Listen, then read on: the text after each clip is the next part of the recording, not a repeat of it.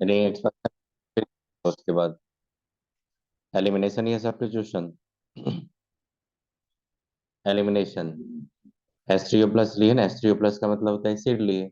Heat का मतलब acidic dehydration कर रहे हैं हम लोग। अल्टीमेटली किस में कन्वर्ट हो जाएगा वो? एलिमिनेशन ही होगा। रिएजमेंट दिखा रहे थे, किस में कन्वर्ट होगा? थ्री देखना, चेक करना। ये बताइए, क्या लिया आपने? आपको क्या लगता है कि टर्सीब्यूटाइल अल्कोहल लेके हीट करेंगे तो क्या होगा? हॉफमैन। हो गई ये। बताइए कौन सा प्रोडक्ट बनेगा?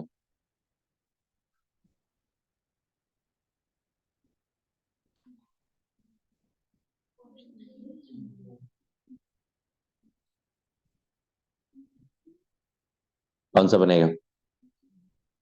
थ्री या फोर? एक टॉपिक पढ़ाने तो समझ में आएगा ये।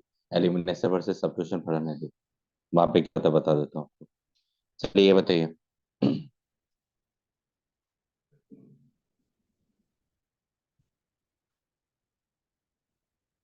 पास में क्या दिया हुआ? मार्किन कप या एंटी मार्किन कप? तो क्या प्रोडक्ट बनाओगे ये? सेकंड में बताइए।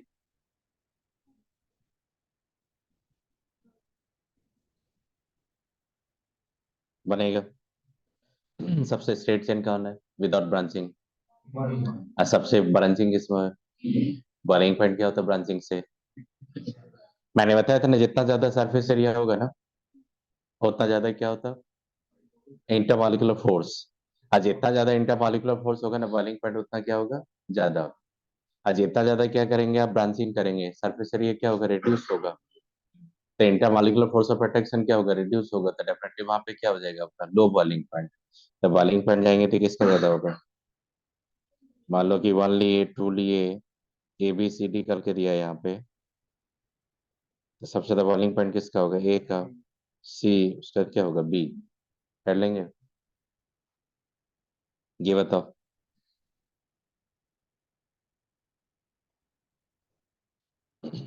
Br2 कितना इक्विवेलेंट लिए? किस पे अटैक करेगा? देख रहे हो ये कार्बन कार्बन डबल बॉन्ड्स, उसी पे करेगा। क्या बनाएगा? Cyclic bromonium. मैंने बताया था साइक्लिक ब्रोमोनियम में हमेशा क्या होता है? न्यूक्लियोफाइल में भी अल्कोहल, में भी अल्कोहल, अब में भी वाटर भी हो सकता है। मैंने बोला था ना कि हमेशा ट्रांजिशन स्टेट की स्टेबिलिटी डिसाइड करता है किस साइड से अटैक करेगा वो। तो मैंने क्या बोला था? मोर सब्स्टिट्यूटेड या लेस सब्स्टिट्यूटेड? मोर सब्स्टिट्यूटेड। आप खुद से देखो यहाँ पे इलेक्ट्रॉन विथड्रॉइंग ग्रुप है। तो इलेक्ट्रॉन विथड्रॉइंग ग्रुप क्या करेगा? ट्रांजिशन स्टेट में पॉजिटिव चार्ज को, ट्रांजिशन स्टेट में क्या इंड्यूस होगा? Positive charge. तो पॉजिटिव चार्ज को क्या करेगा? इलेक्ट्रॉन विथड्रॉइंग ग्रुप क्या करेगा? उसको डिस्टेबलाइज कर देगा। तो डेफिनेटली वहां से क्या करोगे? कीटो ग्रुप की तरफ आप नहीं, न्यूक्लियोफाइल अटैक करवाएंगे। न्यूक्लियोफाइल कहाँ अटैक करेंगे? इस कार्बन पे। तो इस कार्बन पे जैसे अटैक करेगा तो कौन सा ऑप्शन का चांस होता है? Option to. आई बात समझ में? देखो आप क्या करोगे सर, ये क्या होता है? ये ईस्टर है। Br2 पे मेथाइल अल्कोहल का रिएक्शन करवा के, ईस्टर का तो कोई रिएक्शन नहीं होता है। ईस्टर का क्या होता है? हाइड्रोलाइसिस होता है। वो भी कहाँ पे? एसिडिक और बेसिक मीडियम में। तो आप तो कोई मीडियम लिया नहीं है सर। एसिडिक या बेसिक मीडियम तो है नहीं। एस्टर में क्या होता है? न्यूक्लियोफिलिक सब्स्टिट्यूशन होता है, एमाइड फॉर्मेशन करता है। ऐसा तो नहीं लिए कि आपने NH2 देके हीट किया, ऐसा तो कुछ नहीं है। एस्टर का एक भी रिएक्शन नहीं है। फिर क्या बोलोगे सर? बेंजीन रिंग पे। बेंजीन रिंग पे इलेक्ट्रोफाइल जनरेट करना पड़ेगा। अब Br2 इलेक्ट्रोफाइल तभी जनरेट करता है जब आप क्या लेंगे? FeBr3 लेंगे या AlCl3 लेंगे। ये सब क्या करता है? इसको पोलराइज करके इस पे क्या करता है? इलेक्ट्रोफाइल जनरेट करता है। और फिर इलेक्ट्रोफाइल कहाँ पे अटैक करेगा? बेंजीन रिंग पे। तो जितना भी यहाँ पे जो भी आपका स्ट्रक्चर है उसमें एक ही आपका फंक्शनल ग्रुप है जो रिएक्ट करेगा, वो कौन है आपका? Carbon carbon double bond. तो आप कार्बन कार्बन डबल बॉन्ड पे जैसे अटैक कराएंगे, तो आपने देखा होगा इस तरह का कंपाउंड सही है, देखो इस तरह का कंपाउंड्स है। देखना यहाँ पे, ये बी आर, ये Br प्लस हो जाएगा।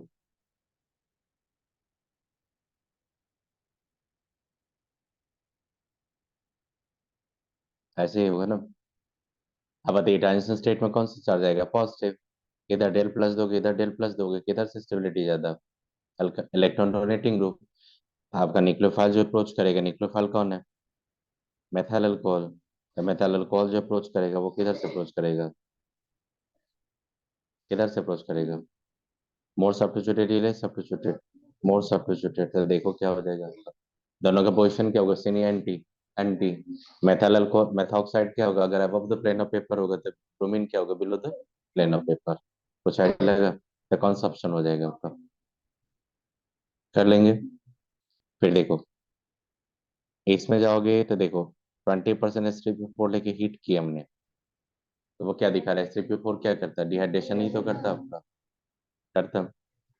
आपने देखा होगा डिहाइड्रेशन जब करते हैं हम लोग तो हमेशा क्या करते हैं, इवन फॉलो करते हैं। जब अल्कोहल से अल्कीन लाते तो यहाँ पे फॉलो द इवन मैकेनिज्म, और इवन मैकेनिज्म हमेशा होता है सेट से प्रोडक्ट। सेकेंड दिया tertiary butoxides, Hofmann, E2। तो बताइए कौन सा ऑप्शन 3, आई बात समझ में।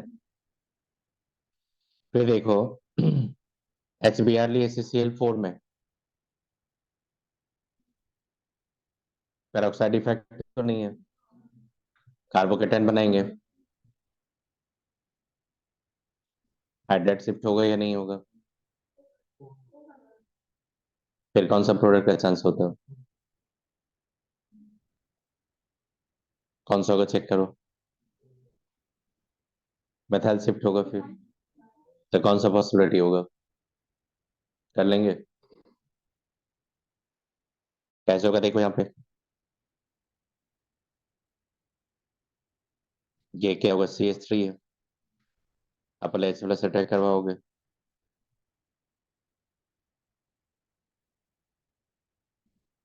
मेथाइल है, कितना अल्फा हाइड्रोजन है अभी, 3। ये जो देख रहे हो अल्फा हाइड्रोजन कहाँ पे होगा, तो अल्फा हाइड्रोजन इस पोजीशन पे ही है आपका सिर्फ, कितना अल्फा हाइड्रोजन है, 3। अगर यहाँ से मेथाइल शिफ्ट करेंगे तो नंबर ऑफ हाइड्रोजन कितना हो जाएगा आपका, 4 तो इधर ही दिख रहा है आपका, एक इधर भी आ जाएगा आपका, ये कितना हो जाएगा आपका, 5। तो क्या करेंगे आप यहाँ पे, मेथाइल शिफ्ट करोगे, तो मेथाइल शिफ्ट करने के बाद देखो क्या आ जाएगा,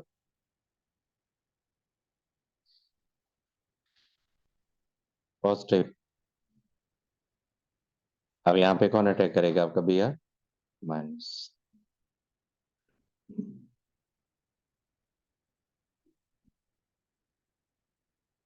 कर लेंगे। ठीक है, तो इलेक्ट्रोफिलिक एडिशन या न्यूक्लियोफिलिक सब्स्टिट्यूशन, इलेक्ट्रोफिलिक एडिशन वाले कौन अटैक करेगा, इलेक्ट्रोफाइल, फिर कौन अटैक करेगा, न्यूक्लियोफाइल, कर लोगे। देखो खुद से बनाओ, organic compound AC4H8 on treatment with KMnO4H plus.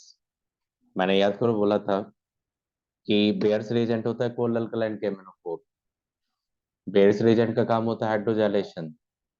Bears reagent से जब ऑक्सीडेशन करते थे कार्बन कार्बन डबल बॉन्ड या ट्रिपल बॉन्ड क्लीव्ड नहीं होता, कंप्लीटली अब तोड़ते नहीं हो वहां पे, कार्बन कार्बन डबल या ट्रिपल बॉन्ड आपने ड्यूरिंग ऑक्सीडेशन कहाँ कहाँ तोड़ा था, ऑक्सीडेटिव ओजोनलाइसिस में, और KMnO4 in the acidic medium, याद करो लिए थे। तो KMnO4 को जब एसिडिक मीडियम में यहाँ पे ले रहे हो तो इसका मतलब क्या होगा, कार्बन कार्बन डबल बॉन्ड आप क्या करोगे, ट्रिपल बॉन्ड जो भी होगा उसको कंप्लीटली आप क्लिप करोगे या रिटेन रखोगे, क्लिप करेंगे। आपको बताए थे हाइड्रोजाइलेशन जब अल्काइन पे लिए थे तो क्या बनाया था आपने, हाइड्रोजाइलेशन जब आपने अल्काइन पे लिया था तो क्या बनाया था आपने,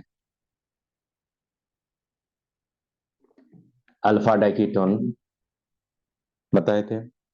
रिडक्टिव ओजोनलाइसिस आपने एल्काइन पे लिए थे तो क्या बनाया था, अल्फा डाइकीटोन लिए थे। मैंने बताया था कि एसिटिलीन पे जब ऑक्सीडेशन करेंगे KMnO4 के साथ तब वहां पे कार्बोक्सिलिक CO2 नहीं आता, वहां पे क्या आता, ऑक्जेलिक एसिड आता। और उसी एसिटिलीन पे जब मैंने बोला था K2CH2 से आप ऑक्सीडाइज करोगे तब एसिटिक एसिड आएगा। ये सब थोड़ा याद रखो, ऑक्सीडेशन का पार्ट है, क्वेश्चन आता है इससे। तो देखो organic compound A C4H8, degree of unsaturation find करो। UF कितना आ रहा है, 1। UF1 का मतलब क्या होगा, या तो अल्कीन होगा या तो साइक्लोएल्केन होगा। साइक्लोएल्केन तो हो नहीं सकता, क्योंकि कैमनोफोर के साथ ऑक्सीडेशन साइक्लोएल्केन का नहीं होगा, किसका होगा, एल्कीन का। तो सिर्फ ओपन चेन स्ट्रक्चर पे जाएंगे। बोल रहे हैं वहां पे कि कैमनोफोर H+ के साथ कंपाउंड बी बनाया, क्या बनाया, C3H6O। Compound A also yield the compound B on ozone lysis. Compound A is,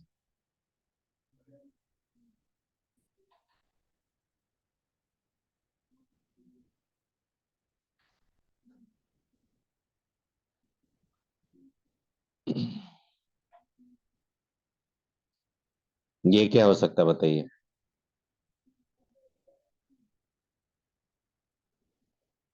या तो इसको इसको बोल सकते हो आप, या इसको, या तो ये एसिटल्डिहाइड, ये प्रोपेनल, ये आपका प्रोपेनॉल होगा, या तो भी ये एसीटोन होगा। दो पॉसिबिलिटी है, या तो प्रोपेनॉल होगा या तो क्या होगा, एसीटोन होगा। क्योंकि देखो ये C3H6O, आपने UF फाइंड किया होगा, तो इसमें जब स्ट्रक्चर आप जाओगे, ये दो हो सकता है देखो, या तो CH3COCH3 हो सकता है ये।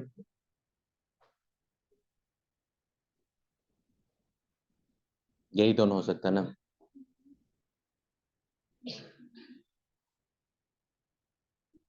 तो फिर देखो एक कार्बन यहाँ पे, कितना कार्बन है, 4। और ये जो ऑक्सीडाइज फॉर्म दे रहा है, इसमें कितना कार्बन है, 3। एक कार्बन किस में गया होगा, CO2 के फॉर्म में। एक कार्बन कहाँ गया होगा, CO2 के फॉर्म में। अगर वो एसिटिक एसिड्स होता या दूसरा कोई कीटोन होता तो वो ऑप्शन दे देता, लेकिन ऑप्शन नहीं दिया आपको। आपको 4 कार्बन कंटेनिंग एल्कीन लिया, और उस पर उसने ऑक्सीडेटिव क्लीवेज किया, ऑक्सीडेटिव ऑक्सीडेशन किया KMnO4 के साथ। आपने KMnO4 के साथ ऑक्सीडेशन में देखा होगा, CH2 जो होता है वो हमेशा किस में आता है, फॉर्मिक में। अब फॉर्मिक का फर्दर क्या करते हैं हम लोग, ऑक्सीडाइज करते थे, अल्टीमेटली किस में आता है, CO2 में। आपको वो नहीं दिया, वो पार्ट नहीं दिया। इसका मतलब 4 कार्बन कंटेनिंग कंपाउंड में, if you are getting the acetone, then definitely other part must be formic acids, जो further oxidise to the CO2। तो इसका मतलब कौन सा आपका औसत है, टर्मिनल किन होना चाहिए कि नॉन टर्मिनल। टर्मिनल। आप बताओ, टर्मिनल कहाँ पे दिख रहा है आपको, टू। मतलब कि इसका मतलब ये तो कंपाउंड्स हुआ क्या है, अब कब बी हो गया ये। बी क्या होगा, मान लो कि 1 and 2 लिए, बी में बी 1 and 2,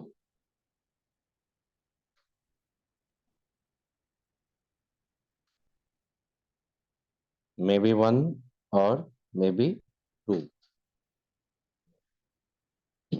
आपने किसके बेसिस पे कंक्लूजन लिया। ओके। लेकिन मे बी 1 में भी क्या बोला मैंने, 2। लेकिन मैंने जो भी बोला अभी तक रॉन्ग बोला, क्योंकि KMnO4 के साथ जब carbon double bond with the one hydrogen oxidise to the always carboxylic acid never the aldehyde. इसलिए कीटोन एसीटोन के अलावा ये कुछ हो ही नहीं सकता है। जानबूझ के मैंने अभी तक बोल रहा था, हाँ सर, हाँ sir, yes sir, yes sir. देखो वहां पे लिखा चुका हो कि MnO4H+ के साथ जब भी जाते हैं हम लोग, तो जब भी इस तरह का एल्कीन रहता है, इस तरह का एल्कीन रहता है, इस तरह का एल्कीन, तो इस तरह के एल्कीन को मैंने हमेशा ऑक्सीडाइज किया था कार्बोक्सिलिक एसिड तक।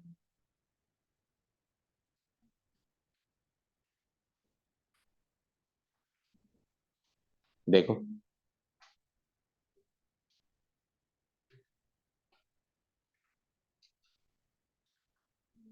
देखो ना, मैंने इसको जब ऑक्सीडाइज किया था, तो हमेशा ऑक्सीडाइज किया था कार्बोक्सिलिक एसिड तक। इस टाइप का जब एल्कीन आता था, इस टाइप का जब एल्कीन आता था, इस एल्कीन को ऑक्सीडाइज करते थे हम लोग कीटोन तक। देख लो, ऑक्सीडेटिव ओजोन लाइसिस मैंने बताया था, उसके बाद मैंने KMnO4 के साथ ऑक्सीडेशन बताया था, product as oxidative ozonolysis लिख दिया था मैंने वहां पे। ऑक्सीडेटिव ओजोन लाइसिस में देखो मैंने एक एक पार्ट को सर्किल किया था, कौन सा पार्ट को किस में ऑक्सीडाइज करेंगे, तो आपने देखा होगा वहां पे कि अगर आपके पास आर सी एच ये पार्ट अगर होगा तो इसको ऑक्सीडाइज करते किस में हम लोग हमेशा कार्बोक्सिलिक में करते हैं ऑक्सीडाइज। अगर मान लो कहीं पे एल्कीन से कहीं मिल ही नहीं रहा है इन लोगों को। वाह, अरे क्लियरली लिखा था ऑक्सीडेटिव ओजोनाइसिस बताए थे, उसके बाद KMnO4 के साथ ऑक्सीडेशन बताए थे, वहां पे क्लियरली लिख दिया था product according to the oxidative ozonolysis, clear cut लिखा हुआ वहां पे। ऑक्सीडेटिव ओजोनाइसिस में पूरा पूरा टेम्पलेट लेके बताए थे कौन सा पार्ट को किसमें ऑक्सीडाइज करोगे, क्लियरली लिखा हुआ क्लास नोट्स में।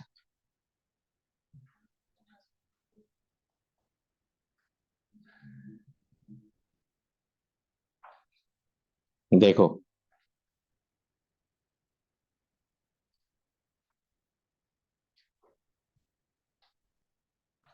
B must be acetone.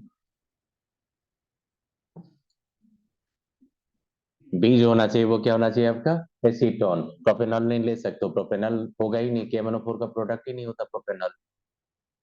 Reductive ओजोलाइसिस जब बढ़ते तब एल्डिहाइड आता। और जब KMnO4 के साथ ऑक्सीडाइज करते तो आपका mixer of carboxylic acid and और क्या बताए थे, कीटोन, देखो वहां पे लिख दिया था, मिक्सर ऑफ कीटोन एंड और कार्बोक्सिलिक एसिड लिखे थे, चेक करो। तो इससे क्या पता चलता है कि KMnO4 के साथ आप ऑक्सीडेशन दिखाओगे, आप क्या एक्सपेक्ट करेंगे, एल्डिहाइड एक्सपेक्ट करेंगे, नेबर। आपका हमेशा प्रोडक्ट क्या होगा, कार्बोक्सिलिक एसिड होगा या तो क्या होगा, कीटोन होगा। तो आपका जो यहाँ पे ये दिया, जब उसको ऑक्सीडाइज करा वो KMnO4 के साथ, एक प्रोडक्ट दिया आपका कीटोन या एल्डिहाइड, कीटोन। एल्डिहाइड तो सोचना ही नहीं कभी, क्योंकि एल्डिहाइड प्रोडक्ट ही नहीं आता ऑक्सीडेटिव ओजोलाइसिस का। KMnO4 के साथ जब ऑक्सीडेशन करेंगे तो एल्डिहाइड का भी प्रोडक्ट ही नहीं आता। KMnO4 के साथ जब ऑक्सीडाइज करते हैं या तो कार्बोक्सिलिक एसिड होगा या तो कीटोन होगा। आई बात समझ में। तो क्या बी मस्ट बी एसीटोन, तो देखो एसीटोन बी मस्ट है। अब बताइए चार करके कार्बन कंटेनिंग कंपाउंड्स है, बी आपका एसीटोन हो गया, तो एक कार्बन कहाँ गया, फॉर्मिक एसिड, जो फर्दर ऑक्सीडाइज हो गया किसमें, CO2 में। तो आपको क्या करना है यहाँ पे देखो, दोनों को एक साथ ला के दे दो यहाँ पे देखो,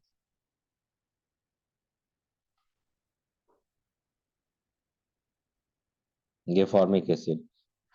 बताइए क्या प्रोडक्ट बनेगा आपका, KMnO4 लिए, H+ लिए, क्या रिएजेंट मिलेगा बता दो।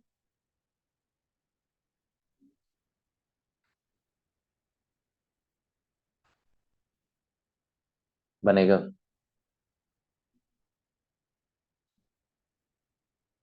ये जो होता है ना ये देखो, इसका मतलब होता है रेट्रोसिंथेसिस, इसका मतलब होता है रेट्रोसिंथेसिस। इसमें क्या होता है, प्रोडक्ट लेके रिएक्टेंट की तरफ देखते हैं हम लोग, कंडीशन वही मेंशन करते हैं जो रिएक्टेंट से प्रोडक्ट की तरफ गए थे।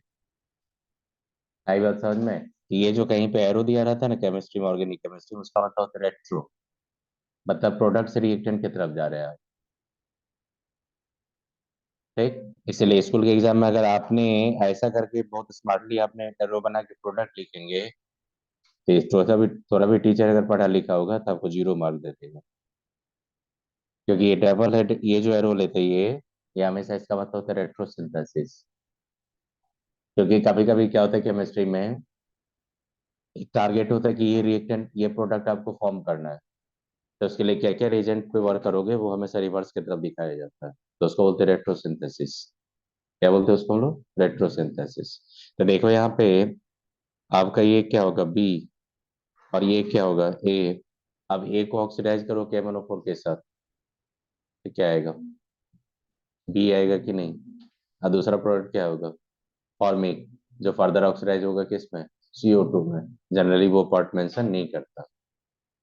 आई बात समझ में। अगर देखना कि कोई भी कोई भी एल्कीन ले लेगा और उसका ऑक्सीडाइज का प्रोडक्ट दे देगा, और देखना कि सिर्फ एक कार्बन का डिफरेंस है, तो समझ लेना फिक्स वहां पे फॉर्मिक एसिड आ रहा होगा। आई बात समझ में। अगर देखना सेम नंबर ऑफ कार्बन का प्रोडक्ट आए, दो प्रोडक्ट्स आ गया, और दोनों में नंबर ऑफ कार्बन सेम होगा, तो फिर CO2 का चांस ही नहीं है। कर लेंगे, CO2 तभी आएगा जब आपके साइड में क्या होगा, ये रहेगा आपका टर्मिनल। कर लोगे, बताइए। Stereoisomer that formed by the electrophilic addition of bromine to the trans-butene is or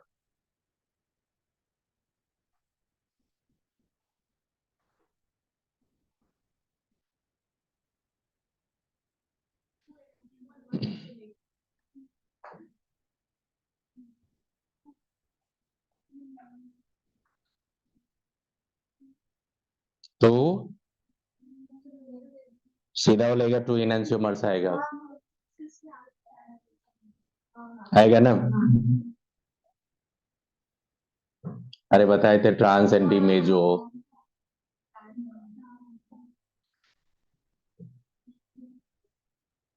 क्या बताए थे? ट्रांस एंटी मेजो बताए थे, सिमेट्रिकल एल्कीन है ये। ट्रांस में क्या होगा? टू आइडेंटिकल मेजो फॉर्म नहीं आएगा। ट्राम, ट्रांस एंटी मेजो, कार, सिंस एंटी रेसमाइजेशन। कहीं तो मेजो फॉर्म दिया ही नहीं है आपका।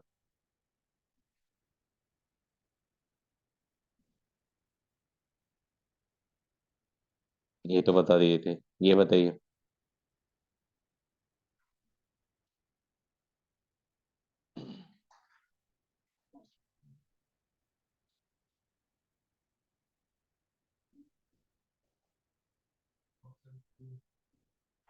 वन में क्या होगा?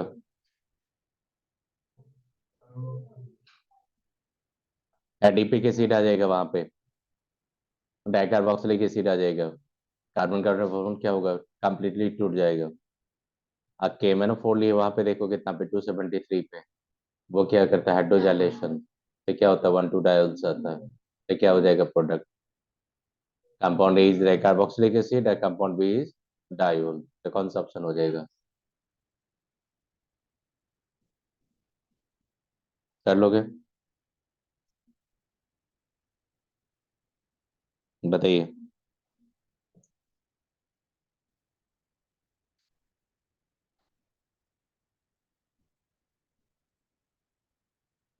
ये तो पता है कि Br और CH3OH का जो पोजीशन होगा अपोजिट होगा। और oxygen with the lone pair electron donating group या विथड्रॉइंग ग्रुप, कार्बोकेटाइन की स्टेबिलिटी को क्या करता है? इंक्रीज करता है। इसमें तो पॉजिटिव कार्बोकेटाइन तो बनता नहीं है, लेकिन transition state having the positive charge, positive charge stabilise by the electron donating group या विथड्रॉइंग ग्रुप। डोनेटिंग, तो इसका मतलब ब्रोमीन किसके क्लोज जाएगा? ये मेथाइल अल्कोहल किसके क्लोज आने वाला है बताओ? ऑक्सीजन के क्लोज आने वाला है। मतलब ये कार्बन पे क्या होना चाहिए? Methyl alcohol. इस कार्बन पे क्या होना चाहिए? ब्रोमीन। और दोनों का ओरिएंटेशन क्या होना चाहिए? एंटी। अगर मेथाइल अल्कोहल आपका मेथॉक्साइड नीचे लोगे तो Br क्या होना चाहिए? अबव। अगर वो Br अबव होगा तो मेथाइल अल्कोहल क्या होगा? नीचे। बताइए कौन सा ऑप्शन हो जाएगा? क्योंकि देखो ये दोनों above the plane of paper दिया, रॉन्ग है। इसमें तो रिएक्शन ही रॉन्ग दिया है ये, क्योंकि ये होना चाहिए इस पोजीशन पे या ब्रोमीन होना चाहिए इस पोजीशन पे। ये भी रॉन्ग है। एक ही ऑप्शन आता है कौन सा आपका? मतलब कि ये जो प्रोडक्ट बनाने जाओगे आप, ये देखना ये साइक्लिक ब्रोमोनियम बनेगा। अब मेथाइल अल्कोहल किधर से अटैक करेगा आपका? रीजन क्या होता है? इलेक्ट्रॉन डोनेटिंग या withdrawing group? Electron donating group. कर लोगे? दोनों का ओरिएंटेशन क्या होना चाहिए? अपोजिट।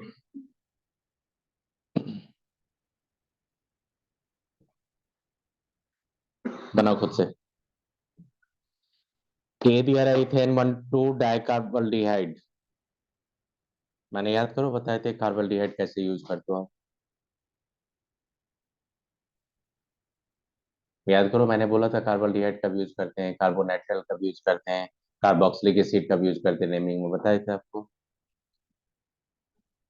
जब बोले थे कि एल्डिहाइड कार्बोक्सिलिक एसिड को मेन चेन में कंसीडर नहीं करो, मेन चेन का पार्ट होगा वो, लेकिन उसका कार्बन मेन पैरेंट चेन में नहीं है, तो मैंने उसका बोला था कार्बोल्डिहाइड लेने के लिए, याद करो। देख लो क्वेश्चन से रिसेंट ईयर में जेईई मेन में दिया है। ऑर्गेनिक का ऐसे वेटेज बढ़ा दिया कहाँ पे? नीट में। इसलिए अलर्ट रहना, बहुत बड़ा क्वेश्चन नहीं है, सिंपल क्वेश्चन है, पढ़ो। इथेन 1,2 डाइकार्बोल्डिहाइड, स्ट्रक्चर बता दोगे इथेन 1,2 डाइकार्बोल्डिहाइड का? बनाओ। इथेन,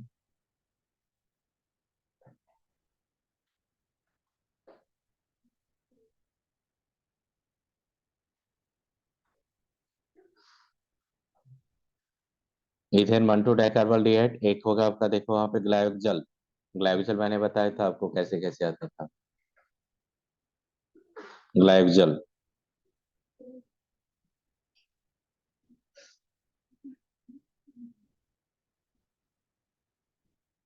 ग्लाइकोजल में कितना कार्बन है? और इथेन 1 2 डाइकार्बोल्डिहाइड में कितना कार्बन है? कितना टोटल हो गया? तो फिक्स है, साइक्लोहेक्स तो होना ही चाहिए। साइक्लोपेंट तो लेंगे नहीं। और जो साइक्लोहेक्स लेंगे इसमें क्या होगा? साइक्लिक कंपाउंड तो होगा ही ये। इसमें जब भी लेंगे एक साइक्लिक कंपाउंड तो देखो क्या होगा उसमें। ये पार्ट तो फिक्स है होना।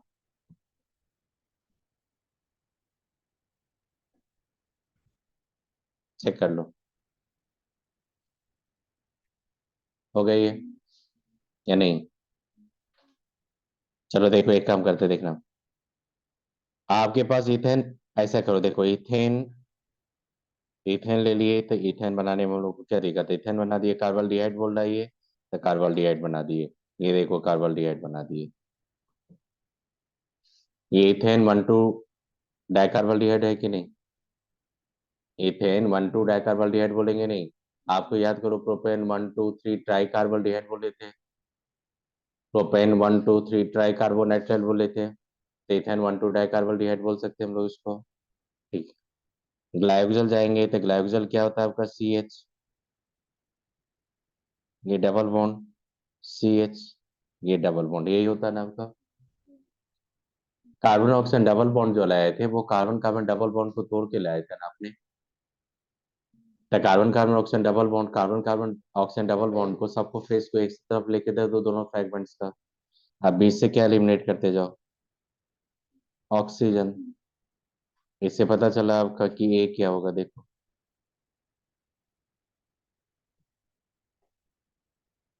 आई बात समझ में?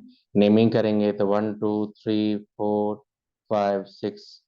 देखो साइक्लोहेक्स 1 3 डाइन कर लेंगे। फिर सेकंड में देखो क्या दिया है।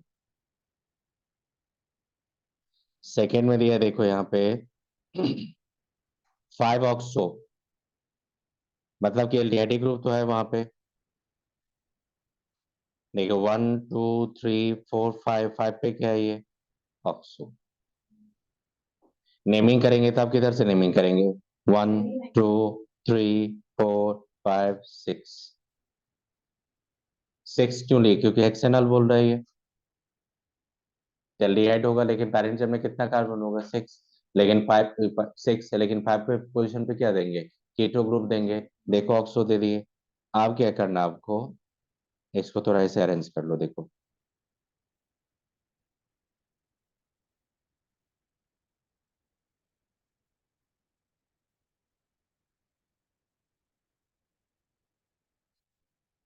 कुछ ऐसा होगा। देखो कितना मेंबर का कार्बन करेंगे? 5 मेंबर।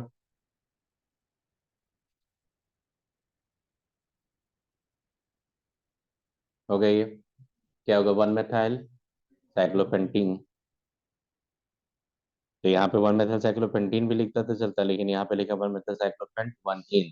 चलो ठीक है। कौन सा ऑप्शन का चांस है? ओ। सर में कैसे ओजोनाइसिस का प्रोडक्ट वर्क करेंगे? आपको प्रोडक्ट दे देगा। देखना कि जो फाइनल प्रोडक्ट देखो उसमें देखो सेम नंबर ऑफ कार्बन है। तो स्ट्रक्चर को ऐसे फेस करो कि कार्बन ऑक्सीजन डबल बॉन्ड सबका फेस एक तरफ आ जाए। फिर वैसे क्या करना, ऑक्सीजन को एलिमिनेट करना, सबको कनेक्ट कर दो, अपने आप कंपाउंड पता चलेगा। और ये सब जो कंपाउंड्स होता है ना, ये ग्लाइकोजल जो होता है, ये ग्लाइकोजल होता है, ये सब मैक्सिमम केस में आपको वही कंपाउंड वर्क करवाएगा जब आपका अल्काडाइन होगा। एल्कीन में तो हो नहीं सकता, जहाँ पे दो डबल बॉन्ड्स हो गए यहीं पे पॉसिबिलिटी है। और ये सब डबल बॉन्ड लेंगे तो डेफिनेटली वो रिंग स्ट्रक्चर पे ही काम करवाएगा। जैसे आप याद करो, बेंजीन पे जब वो एनालिसिस किए थे तो ग्लाइकोजल वहां पे 3 मोल्स आया था आपका। तो ये सब थोड़ा दिमाग में लेके चलना पड़ेगा आपको। कर लेंगे। फिर देखो,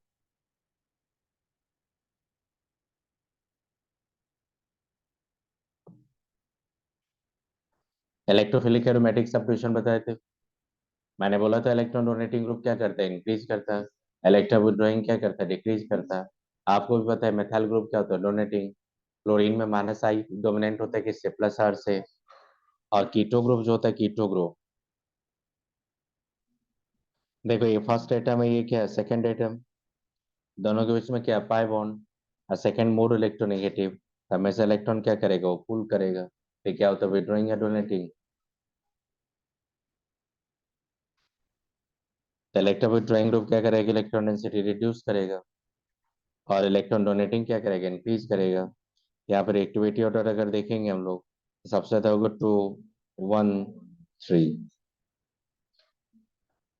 कर लेंगे। 9 जो है खुद से बनाइए आप लोग, बहुत अच्छा क्वेश्चन है। Correct sequence of reagent use for the preparation of the 4 bromo two nitro ethyl benzene from benzene. बनाओ। इस टाइप का क्वेश्चन जब भी बनाओ तब स्टार्टिंग का मटेरियल लिख लो, आप फाइनल प्रोडक्ट लिख लो, फिर अपने आप सीक्वेंस आपको पता चलेगा कैसे कैसे चलेंगे।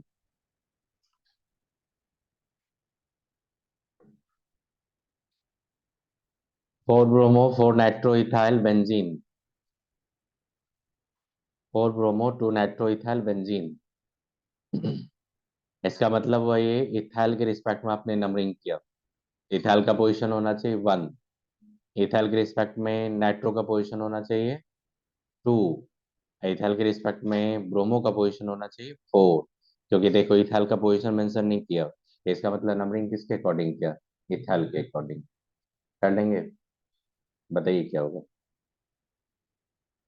पहले आप देखिए, इस क्वेश्चन में देखो एक चीज देखो, सबसे पहले फ्रेल का पैसालेशन दिया, ये देख रहे हो आप।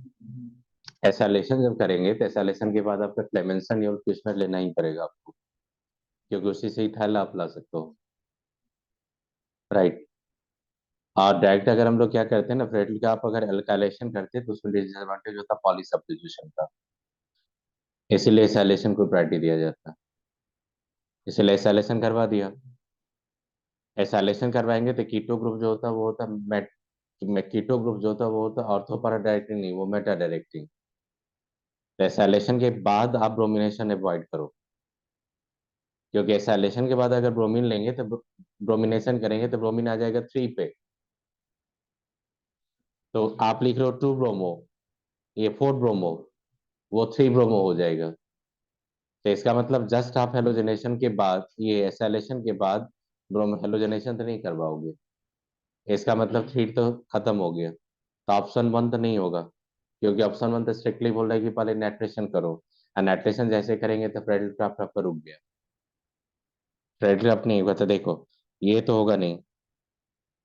अब देखो क्या करेंगे, सेकंड ऑप्शन जब जाएंगे तो सेकंड ऑप्शन में क्या बोल रहा है कि आप पहले हेलोजनेशन करो। चलो, हेलोजनेशन अगर करवाएंगे तो ब्रोमीन आएगा। फिर बोल रहा है कि फ्रेडल का आप रिएक्शन करवाओ, तो फ्रेडल का आप रिएक्शन अगर करवाएंगे तो ऑर्थो para डायरेक्टिंग होता है डीएक्टिवेटिंग, तो पारा पे आ जाएगा। तो देखो 4 ब्रोमो का चांस है यहाँ पे। अभी देखो इस पे क्या करेंगे, फिर नाइट्रेशन का क्या करवा दिया, फिर नाइट्रेशन।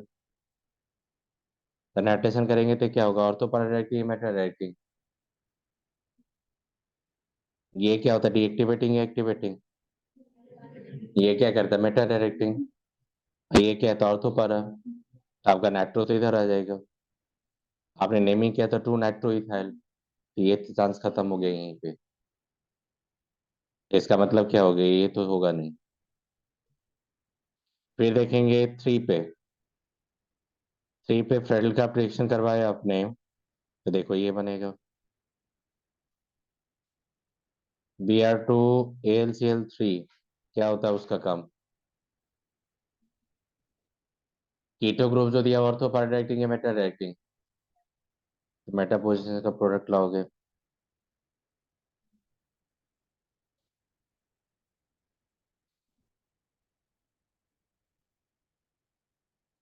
आप खुद से बोल रहे हैं कि 4 ब्रोमो, यहाँ पे अगर हम लोग अमलगेटेड जिंक से रिड्यूस भी कर देंगे, फिर उसका नाइट्रेशन करवा रहा है।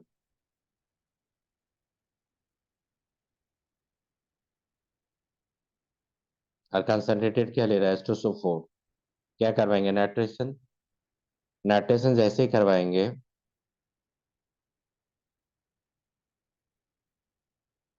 तो देखो क्या हो जाएगा, आप यहाँ पे लाओगे।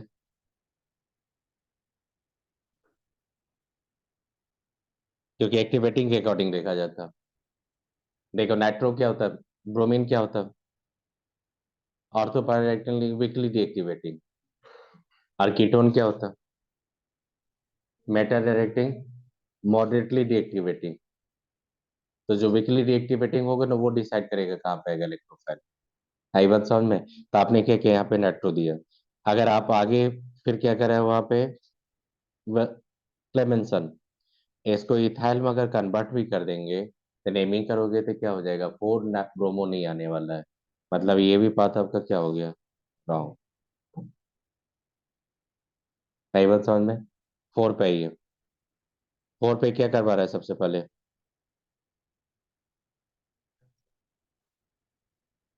फोर पे करा है एसाइलेशन। तो एसाइलेशन करेंगे तो क्या होगा, सेल ग्रुप आ गया। उसके बाद क्या करवा रहा है आपसे, क्लेमेंसन रिडक्शन। तो देखो अमलगेटेड जिंक ले लिया आपने और एचसीएल लिए तो क्या बनेगा आपका, इथाइल बेंजीन। अब बताइए इथाइल बेंजीन आपका बनने के बाद फर्दर रिएक्शन करवा रहा है आपका ब्रोमिनेशन। अब ये क्या होता है, ऑर्थो पैरा डायरेक्टिंग या Meta directing, ortho para directing. तो आप देखेंगे यहाँ पे C2H5, ये ब्रोमीन क्या हो जाएगा, मेजर होगा। आप करेंगे नाइट्रेशन। अब देखो नाइट्रेशन जब करेंगे तो आपके पास एक्टिवेटिंग ग्रुप कौन है, इथाइल। और एक्टिविटी कौन है, bromine.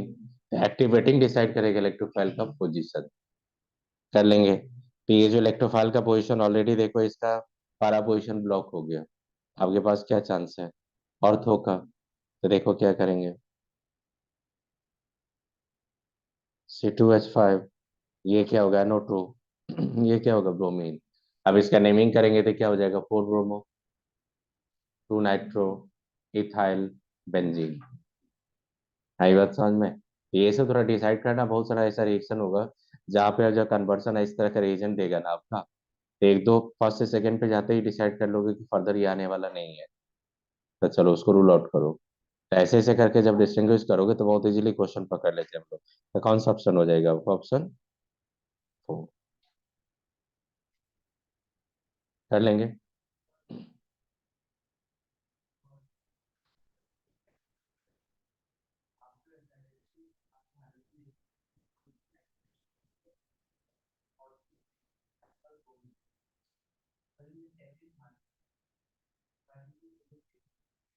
Here the more this one the activating, this one is the deactivating। Third में जाओगे, ये क्या होता है, मॉडरेटली डीएक्टिवेटिंग। ये क्या होता है, वीकली डीएक्टिवेटिंग। तो जिसका वीक इम्पैक्ट होगा ना उसके अकॉर्डिंग आएंगे। सेकेंड वन में जब आपने क्या किया, यहाँ पे सिर्फ आपने कीटो ग्रुप दिया,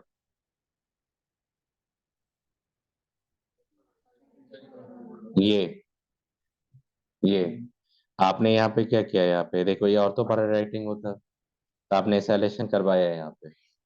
नाइट्रेशन करवाने जाओगे तो ठीक है, नाइट्रेशन मान लो यहाँ पे मैंने NO2 दे दिया, ठीक। और उसके बाद बोला है कि आप क्लेमेंसन रिडक्शन करवाओ।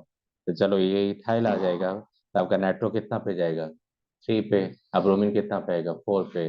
तो जो आपका टारगेट है वो टारगेट नहीं आ रहा है यहाँ पे, इसीलिए खत्म कर।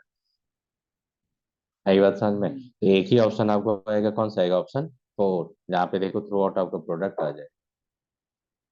कर लेंगे, क्योंकि ऑप्शन टू पे जो जा रहे थे, ऑप्शन टू पे भी प्रोडक्ट जा रहे थे हम लोग। लेकिन जो नेमिंग जो दिए थे, जो कंपाउंड हम लोग टारगेट है, वो टारगेट जो आपका है वो सेट नहीं हो रहा, वहां पे वो प्रोडक्ट नहीं आ रहा है, इसलिए उसको एलिमिनेट कर दिया। कर लेंगे। चलिए लास्ट बताओ।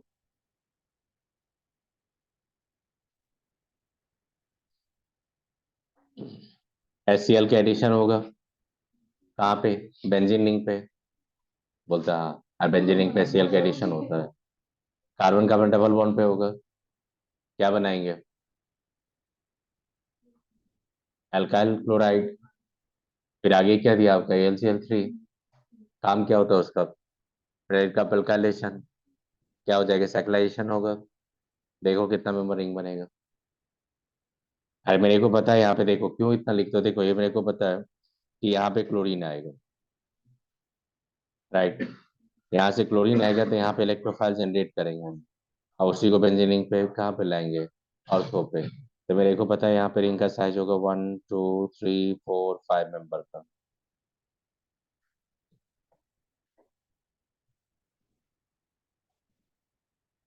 आई बात समझ में? क्योंकि देखो 1 2 3 4 5 मेंबर का रिंग होगा, वन पे क्या होना चाहिए? देखो और किसी में फेनॉल का तो रिएक्शन होता नहीं है, तो फेनॉल एज इट इज रखेंगे। अब वो लोग इसमें तो था, तो इसमें देखो फेनॉल में हुआ, इसको किस में कन्वर्ट किया? क्लोरीन में, जो कि पॉसिबल नहीं है। तो एक ही ऑप्शन कौन सा आपका? यहाँ पे क्या क्या था आपका? इलेक्ट्रोफिलिक क्या था पहले? फर्स्ट कंडीशन क्या दिया था? Electrophilic addition. सेकंड कंडीशन क्या दिया था? Electrophilic substitution, that is the Friedel का अल्काइलेशन। कर लेंगे? कर लोगे खुद से?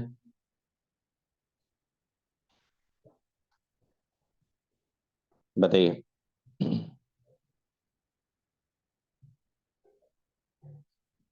GSO4 H2SO4 क्या करता? क्या करता वो?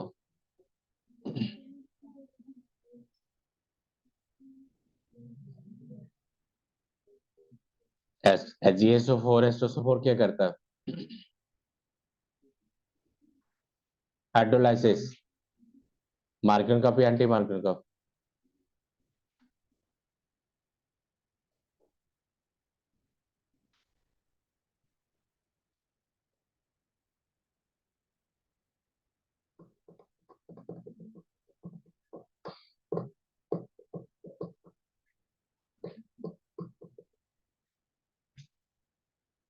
देखो एक्स जो होगा मैं बता रहा हूँ।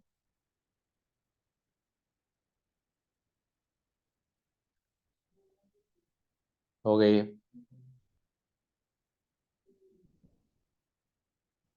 एथल मैग्नीशियम ब्रोमाइड।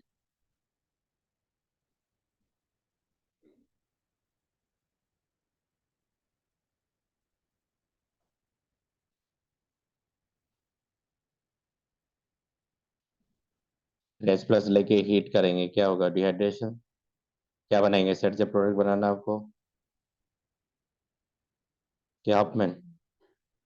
Set Jeff.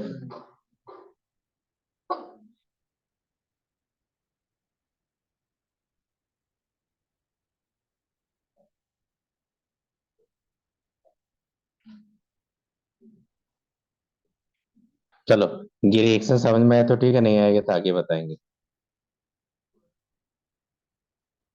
ये अब बताएंगे कि न्यूक्लियोफिलिक एडिशन है, ये आगे बताएंगे। छोड़ दो। चलो ये कर लोगे आप लोग।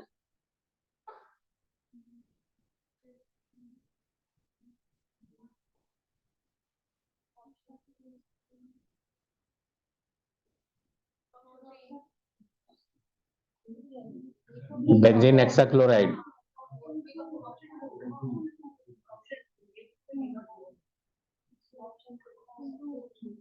पॉलीएसिटिलीन कहाँ पे यूज करते हैं? इलेक्ट्रोड इन बैटरीज।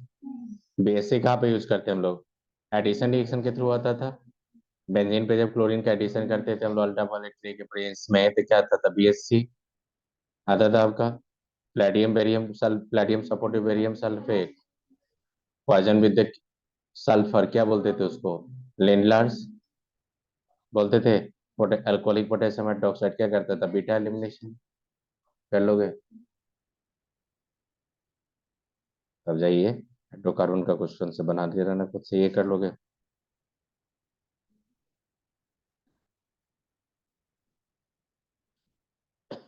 खुद से करो। Br2 Fe हाइट लिए क्या बनेगा?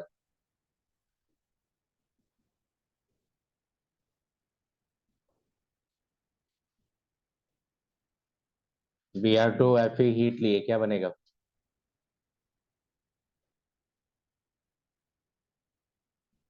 हेलोजनेशन। क्या करे? ऑप्शन।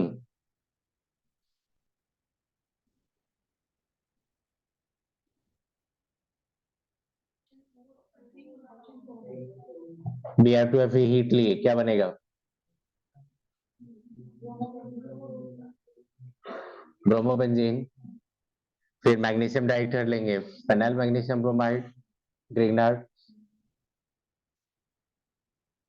जब अल्काइल हाइड होता है ना, अल्काइल हाइड लिए थे तो ग्रिग्नार्ड का प्रिपरेशन किए थे वहां पे हाइड्रोकार्बन के प्रिपरेशन में। आप बोले थे अल्काइल हाइड या अरेल हाइड कुछ भी लोग मैग्नीशियम ईथर लेंगे ना, डाई ईथर, हमेशा बनता है ये RMgX। इसमें रिएक्टिविटी बोले थे अल्काइल हाइड्राइड का सबसे ज्यादा होता है, उसका अल्काइल ब्रोमाइड, उसका फ्लोराइड बोले थे कभी ग्रिग्नार्ड के लिए नहीं लेना बताए थे। तो इसका मतलब हुआ कि Mg जब लेंगे तो फेनाइल मैग्नीशियम ब्रोमाइड तो आएगा। और आपको बताए थे कि एक्टिव हाइड्रोजन अगर कहीं भी रहेगा ना एक्टिव हाइड्रोजन, तो वो हमेशा एसिड बेस का रिएक्शन होता है, बताए थे। तो ये क्या होगा, फेनॉल में नहीं आ जाएगा ये आपका बेंजीन में नहीं आ जाएगा। और फिर Mg जो होगा ये क्या हो जाएगा, Br, यहाँ पे क्या हो जाएगा, OCH3। देखो एक्टिव हाइड्रोजन के साथ एसिड बेस का रिएक्शन बताए थे कहाँ पे, हाइड्रोकार्बन में। मैंने बोला भी था आपको कि अगर आपके पास अल्कोहल होगा, ये डेल माइनस, ये डेल प्लस होता है, ये क्या होता है, डेल माइनस। और फिनाइल मैग्नीशियम ब्रोमाइड क्या होता है, सोर्स ऑफ स्ट्रॉन्गर न्यूक्लियोफाइल या बेस। ये क्या करता है, एसिड बेस का रिएक्शन होता है, तो PHH आ जाएगा। ये क्या हो जाएगा, Mg। ये Br हो जाएगा। ये क्या हो जाएगा, वो R। याद करो बताए थे हाइड्रोकार्बन में, बताइए।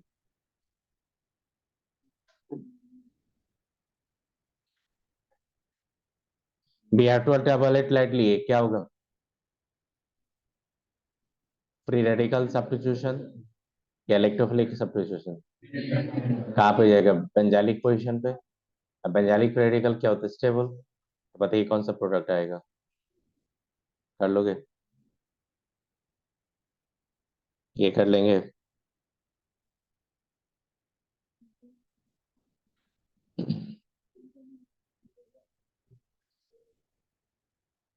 चलो ये लास्ट करो, नेक्स्ट डे करते हैं, लास्ट करो ये 15 बताओ, लास्ट करो।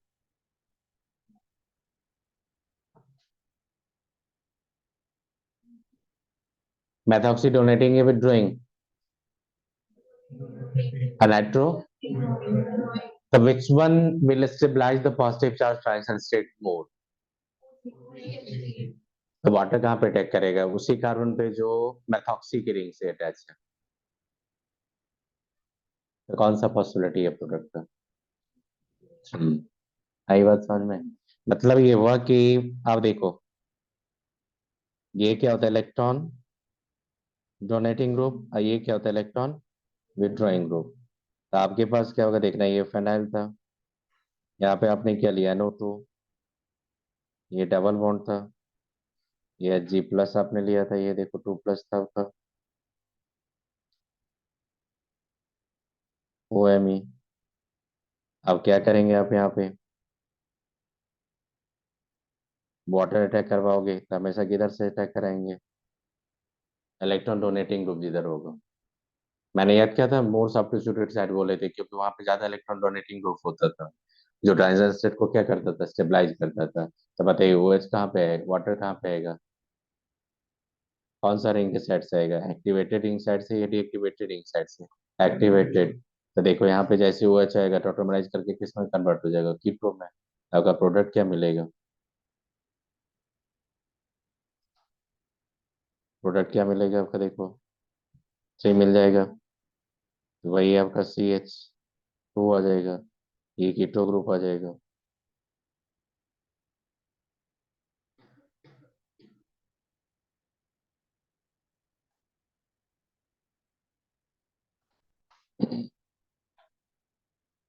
कौन सा आ जाएगा ऑप्शन, कर लेंगे। तो यही सब देखना, ऑक्सीमर्कुरेशन डिमर्कुरेशन बताए थे, हाइड्रोलाइसिस ऑफ एल्कीन एल्कान बताए थे, इन प्रेजेंस ऑफ GSO4। तो बहुत इंपॉर्टेंट रिएक्शन सब है। उसके ऊपर जो क्वेश्चन दिए वो भी आप कर लोगे, किसके थ्रू है वो बताएंगे आपको, Ag2O से क्या बनता। सेकंड जो दिया इधर आपका, क्या दिया आपका देख लो, GSO4 है, सोडियम बोरोहाइड्रेट डेडली है। वो सब रिएक्शन आपको बताएंगे आगे, क्योंकि वो देखोगे तो आप पकड़ लोगे खुद से। ऐसा नहीं कि बहुत बड़ा रिएक्शन मैं बता रहा हूँ। वो लिटरली बोल रहा है कि Ag2O दिया, व्हाइट प्रेसिपिटेट दिया, इसका मतलब क्या होगा, टर्मिनल काइन होना चाहिए। अमोनिकल सिल्वर नाइट्रेट लिए थे तो टर्मिनल काइन आया था कि नहीं, प्रेसिपिटेट। तो वाइट प्रेसिपिटेट देने का देखो, क्योंकि ऑप्शन में कहीं पे अल्काइल हैलाइड या कुछ तो दिया नहीं है आपका। आपको दिया कि एक अल्काइन ऐसे सेलेक्ट हो जो Ag2O के साथ क्या देगा, वाइट प्रेसिपिटेट। Ag2O जो होता है यहाँ पे मॉइस्ट होता है, ड्राई नहीं होता। तो वो सब इंफॉर्मेशन मिसिंग है। लेकिन आपका अगर अल्काइन पे अगर Ag2O लेके वाइट प्रेसिपिटेट दे दिया, इसका मतलब लिटरली होता है वो कि you are working for the terminal alkyne, right. और Ag2 प्लस H प्लस जब लेके लिए थे, आपने रिएक्शन करवाया था, तो आपने देखा था वहां पे क्या बना था, वाटर के एडिशन किए थे। आप क्या बनाएंगे वहां पे, एल्डिहाइड बनाएंगे या तो क्या बनाएंगे, कीटोन। सोडियम बोरोहाइड्रेट का काम होता है तो उसको किस में कन्वर्ट करना है, अल्कोहल में। अल्कोहल जैसे ही कन्वर्ट हो जाएगा, फिर जिंक अमल क्या, Zn2 तो उसको बोलते हैं लुईपास रिएजेंट टेस्ट। आपका देखो turbidity with in the 5 minute दिया है, इसका मतलब होगा ये कि 3 डिग्री अल्कोहल होना चाहिए। 1 डिग्री आपका देता है कहाँ पे, आफ्टर 20-30 मिनट के बाद। 2 डिग्री देता है आफ्टर 5-6 मिनट के बाद। अब विद इन 5 मिनट देता है, तो इसका मतलब क्या हो जाता है, 3 डिग्री होना चाहिए। तो आप देखो वहाँ पे क्या होगा कि 3 डिग्री कहाँ से बनाओगे, तो वो सब आप दिया वहाँ पे। तो देखो यहाँ पे टर्बिडिटी विद इन, तो यहाँ पे 3 डिग्री का तो चांस होता नहीं है यहाँ पे। यहाँ पे होगा कि इसका 2 डिग्री का ही होगा। तो 2 डिग्री में देखो सबसे पहले टर्मिनल होना चाहिए। तो टर्मिनल आपका कौन सा, ऑप्शन 1 एंड 2। फिर बोल रहा है कि टर्बिडिटी विद इन 5 मिनट्स, तो 2 डिग्री 3 डिग्री अल्काइल लाइट देखेंगे। तो वो एक ही चांस होता है, कौन सा, 2 में। क्योंकि 1 में अगर जाएंगे तो हमेशा क्या बनेगा, 1 डिग्री ही बनेगा। 2 डिग्री 3 डिग्री का चांस नहीं है। तो कौन सा ऑप्शन हो जाएगा, 2। कर लेंगे। चलिए, आप कुछ टॉपिक पढ़ लो। यही था, हाइड्रोकार्बन में क्वेश्चन नहीं करवाए थे, क्वेश्चन करवा दिए। अब मत बोलना कि क्वेश्चन नहीं करवाते हैं सर, क्वेश्चन करवा दिए। अब हाइड्रोकार्बन पढ़, अब पढ़ो नेक्स्ट रिएक्शन मैकेनिज्म। आज से थोड़ा क्वेश्चन आपको सेंड करेंगे ग्रुप में, ये तो भेज ही देंगे, इसका एडिशनल भी कुछ देंगे, थोड़ा बनाएंगे। चलो लिखो नेक्स्ट।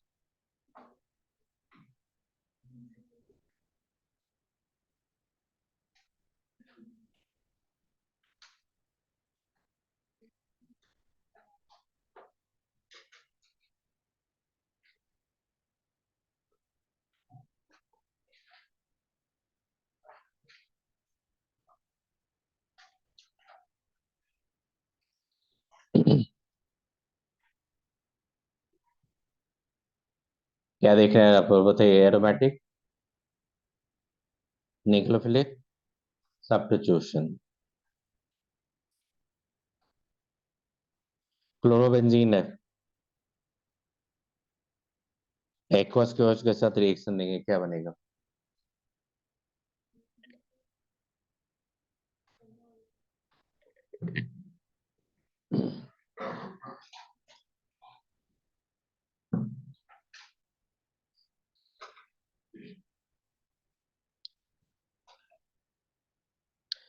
क्लोरोबेंजीन है, उसमें आपने एक्वस के दिए, क्या बनेगा, phenol.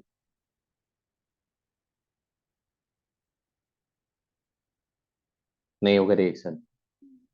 एराइलिक position, alpha unsaturation, partial level character, aryl carbocation extremely stable. मैंने बोला था SN1 SN2 नहीं होता, चेक करो। बताए थे। फिर देखना आप जो आगे लिखते हैं।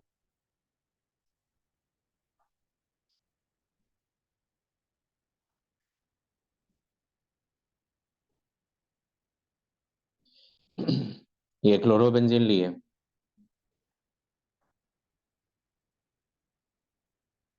सोडियम हाइड्रोक्साइड के साथ ही फ्यूज करेंगे। 350 डिग्री सेल्सियस टेम्परेचर लिए, 300 atm प्रेशर लिए, क्या लगता है आपको नॉर्मल कंडीशन है ये तो एक्सट्रीम कंडीशन है। तो आप यहाँ पे बना दोगे सोडियम फेनॉक्साइड, यहाँ पे रिएक्शन हो गया। आप बोलोगे why not phenol, actually phenol soluble in the sodium hydroxides. Phenol आपका सोडियम हाइड्रोक्साइड में क्या होता है, सॉल्युबल होता है। तो आप क्या बनाओगे, सोडियम फेनॉक्साइड बनाओगे। फिर इसको क्या करोगे, एसिडिफिकेशन जब करेंगे तो ये कन्वर्ट हो जाएगा किसमें, फेनॉल में। This is the method of preparation of phenol.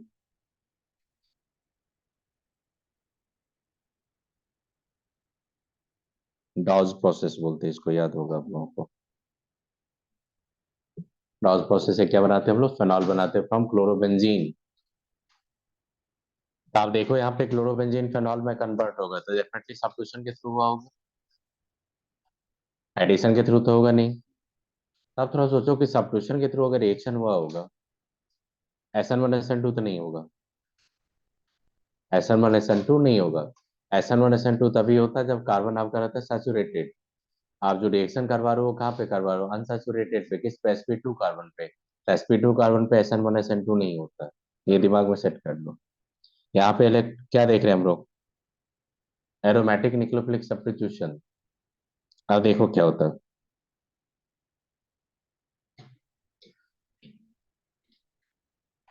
ये नाइट्रोबेंजीन लिए, विड्रॉइंग या डोनेटिंग।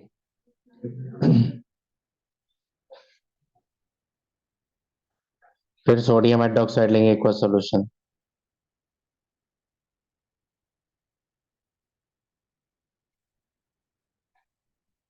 170 डिग्री सेल्सियस लिए टेम्परेचर। फिर एसिडिक हाइड्रोलाइसिस किए, देखो पारा नाइट्रोफेनॉल आ जाएगी।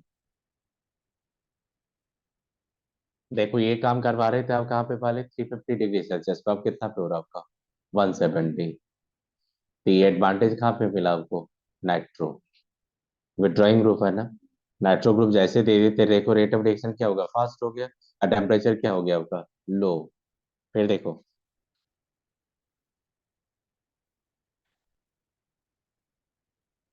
दो नाइट्रो अगर दे दिए,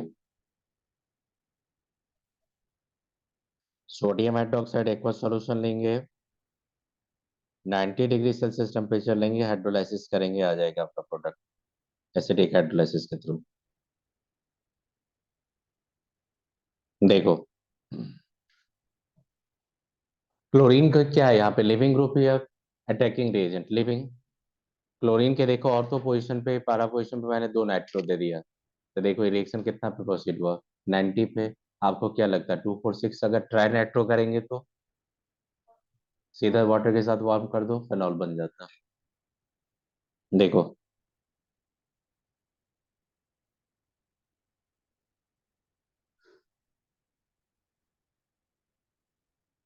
देखो जब न्यूक्लियोफिलिक सॉल्यूशन का बात होता है तो वहां पे SN1 SN2 एरोमेटिक एलिफेटिक सब लेते हैं हम लोग। तो न्यूक्लियोफिलिक सॉल्यूशन का बात करोगे तो सबसे पहले एलिफेटिक में सैचुरेटेड कार्बन का रेट फास्ट होता है, उसके बाद आते हैं रेलिक पोजीशन पे। आई बात समझ में। तो आप जब आकाश का पैकेज बनाओगे तो वहां पे बहुत सारे सब क्वेश्चन दिया, वहां पे 1 2 3 4 करके अरेंज करने बोल रहा वहां पे। टेरल हेलाइट भी ले लेता वहां पे, और एलिफेटिक हेलाइट भी लेता। और फिर बोलता वहां पे कि rate of nucleophilic substitution SN1 SN2 नहीं बोलेगा। तो आपको जज करना है वहां पे सब्स्टिट्यूशन जब भी देखते तो पहले हम लोग प्रायोरिटी देते सैचुरेटेड कार्बन पे, और उसके बाद किस पे आते हैं हम लोग, अनसैचुरेटेड पे। कर लेंगे। अब देखो जैसे यहाँ पे वाटर के साथ वार्म करेंगे, ये कन्वर्ट होता है पिक्रिक एसिड में।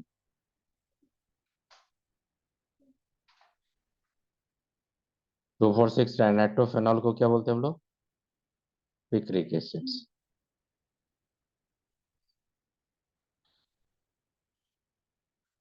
देखो अटैकिंग एजेंट आपका क्या होगा, न्यूक्लियोफाइल होगा। तो बेंजीनिक पे अगर इलेक्ट्रॉन डेंसिटी पुल कर लोगे तो बेंजीनिक पे कौन सा चार्ज आएगा, पॉजिटिव। मतलब बेंजीनिक क्या होगा, इलेक्ट्रॉन डिफिशिएंट। तब वहां पे किसको चांस मिलेगा अटैक करने का, न्यूक्लियोफाइल को। इसलिए न्यूक्लियोफिलिक सब्स्टिट्यूशन देखते हैं हम लोग in presence of electron withdrawing group, लेकिन इलेक्ट्रोफिलिक सब्स्टिट्यूशन देखते हैं in presence of electron donating. तो याद रखना, जब भी रिएक्शन देखे तो सबसे पहले देखना वो एरोमेटिक न्यूक्लियोफिलिक सब्स्टिट्यूशन का बात कर रहा है या electro aromatic electrophilic substitution, nitration, halogenation, Friedel sulphonation, ये सब जितना भी रिएक्शन था वो था इलेक्ट्रोफिलिक सब्स्टिट्यूशन। उस रिएक्शन में हमेशा इलेक्ट्रॉन डोनेटिंग ग्रुप क्या करेगा, रेट को इंक्रीज करेगा। लेकिन अभी जो हम लोग पढ़ने जा रहे हैं ये क्या है, एरोमेटिक न्यूक्लियोफिलिक सब्स्टिट्यूशन। यहाँ पे रेट कौन पास करेगा, विड्रॉइंग, और कौन स्लो करेगा, डोनेटिंग। दोनों अपोजिट होता है। कि वो आप रीजन क्या था, अटैक कर रहा था इलेक्ट्रोफाइल, इलेक्ट्रॉन सीकिंग। तो इलेक्ट्रॉन सीकर को क्या चाहिए, जहाँ पे इलेक्ट्रॉन डेंसिटी हाई होगा तो वो इलेक्ट्रॉन डेंसिटी हाई कौन करेगा, electron donating. Nucleophile electron seeking नहीं होता है, न्यूक्लियस लविंग होता है। वो वहां पे अटैक करता है जहाँ पे इलेक्ट्रॉन डेंसिटी लो होता है। तो इलेक्ट्रॉन डेंसिटी पुल कौन करेगा रिंग से, नाइट्रो ग्रुप सब। तो वहां पे किसका रेट है फेवर करेगा, एरोमेटिक न्यूक्लियोफिलिक सब्स्टिट्यूशन कर लेंगे, तो लिखो वहां पे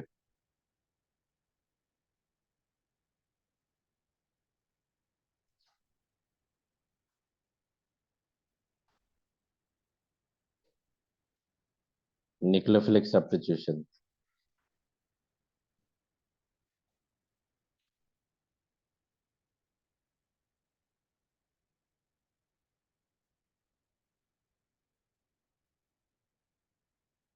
एक्सट्रीम कंडीशन इसका मतलब क्या लिया आपने?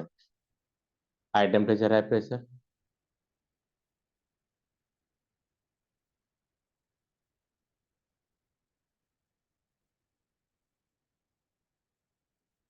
Stronger electron withdrawing group.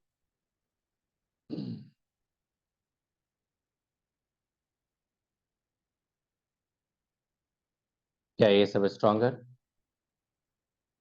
NO2 सब क्या होता है? Stronger electron withdrawing group. आपको जब भी क्वेश्चन पूछेगा नाइट्रो दे के ही पूछेगा, CF3 दे के नहीं पूछेगा कभी। At ortho and para position.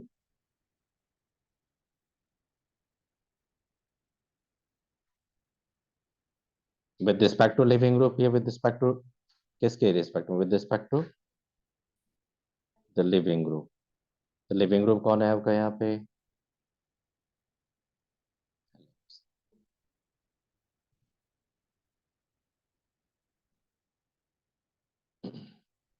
तब ऐसे याद रखना है, रेल एलाइड्स न्यूक्लियोफिलिक सॉल्यूशन तभी जाएगा जब आप क्या लोगे, या तो एक्सट्रीम कंडीशन लो या पावरफुल इलेक्ट्रॉन विथड्रॉइंग ग्रुप लो। वो भी कहा होना चाहिए लिविंग ग्रुप के किसके पोजीशन पे? ऑर्थो एंड पारा पे। अगर मेटा पे होगा तो रेट ऑफ रिएक्शन क्या होगा? स्लो।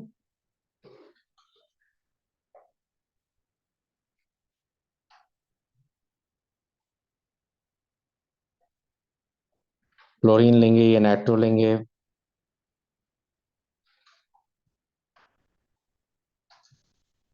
थायोफिन ऑक्साइड लेंगे।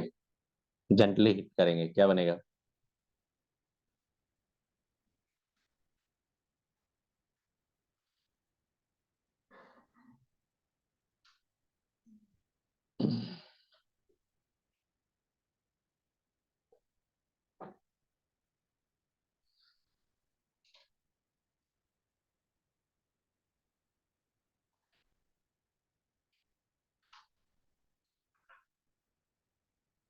मैकेनिज्म देखो।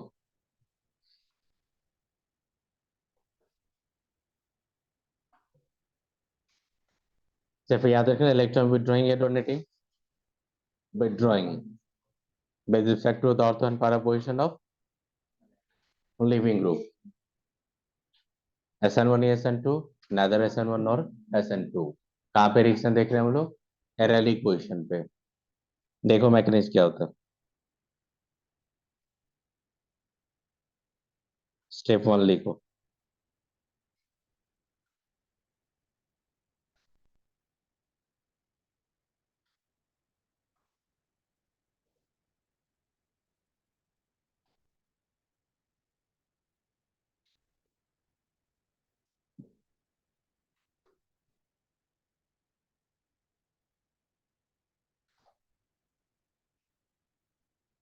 ये इस पे अटैक करेगा, ये रिंग का कार्बन अपने इधर। लिविंग ग्रुप कौन है? उसी कार्बन पे अटैक करेगा। जब एरोमेटिक न्यूक्लियोफिलिक सब्सटेंस देखते हैं हम लोग, तो लिविंग ग्रुप जिस कार्बन से होल्ड होता है उसी कार्बन पे न्यूक्लियोफाइल भी अटैक करता है। आपने कार्बन कार्बन डबल बॉन्ड को क्या करोगे? क्लिप करोगे। और ये स्टेप होता है स्लो। देखो तो क्या इंटरमीडिएट बन रहा है? कार्बोकेटाइन या कार्बन आयन। बस यही चीज याद रखो आप। मैकेनिज्म याद रहे तो ठीक है, नहीं याद रहे तो कोई प्रॉब्लम नहीं। आपको याद रखना है ये कि इलेक्ट्रोफिलिक सब्स्टिट्यूशन में क्या इंटरमीडिएट होता है? कार्बोकेटाइन। एरोमेटिक न्यूक्लियोफिलिक सब्स्टिट्यूशन में क्या इंटरमीडिएट होता है? Carbon ion. अब बताइए कार्बन आयन को कौन स्टेबलाइज करेगा? कार्बोकेटाइन को कौन करेगा? कर लेंगे। देखो,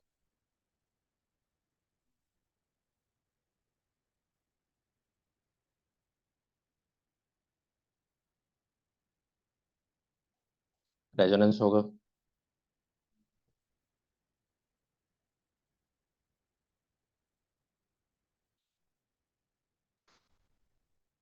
देखो तो रेजोनेटिंग ग्रुप जो लिया आपने कौन सा, नाइट्रो ग्रुप, वो रेजोनेंस में इन्वॉल्व होगा कि नहीं वो चेक करना आपको।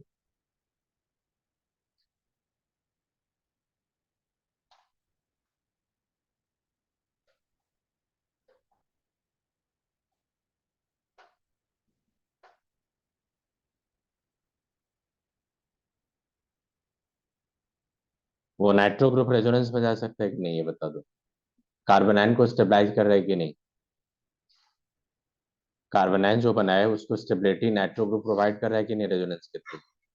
देखो कर रहा वो। आई बात समझ में। आप खुद से सोचो, अगर यही मेटा पोजिशन पे होता तो कर पाता। मैंने पहले ही बता दिया रेजोनेंस रिलेटेड कौन होता है, ऑर्थोन पारा।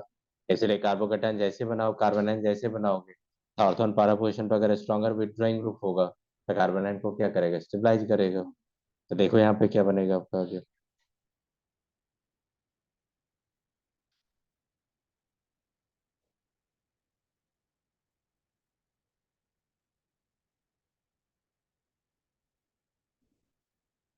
और भी स्ट्रक्चर होगा बताइए। यस, एक और होगा, क्योंकि इसके साथ तो दिखाओगे ना आप। हम्म। तो एक और स्ट्रक्चर ड्रॉ कर लेना खुद से। मैं सीधा सिग्मा कॉम्प्लेक्स बना रहा हूँ देखो।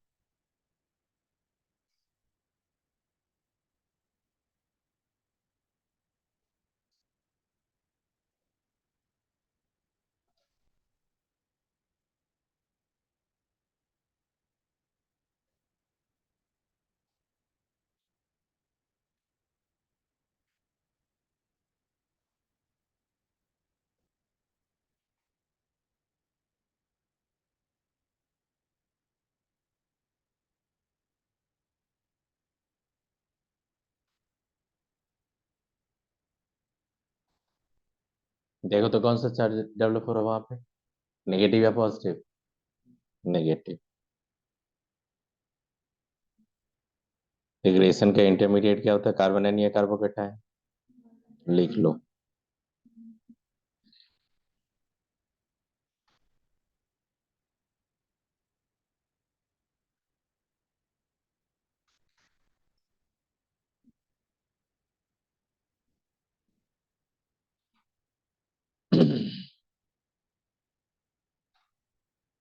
नेक्स्ट स्टेप क्या होगा, फास्ट या स्लो। क्योंकि एरोमेटिसिटी क्या करोगे, गेन करोगे ना।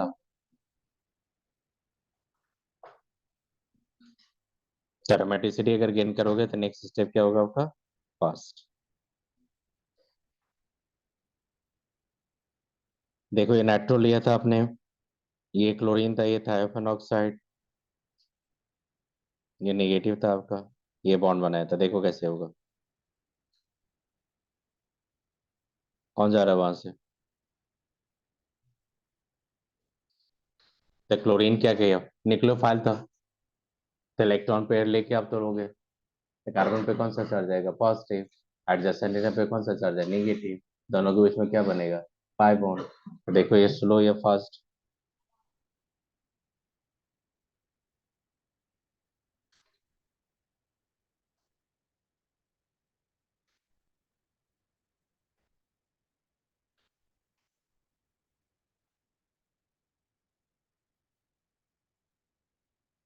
NO2।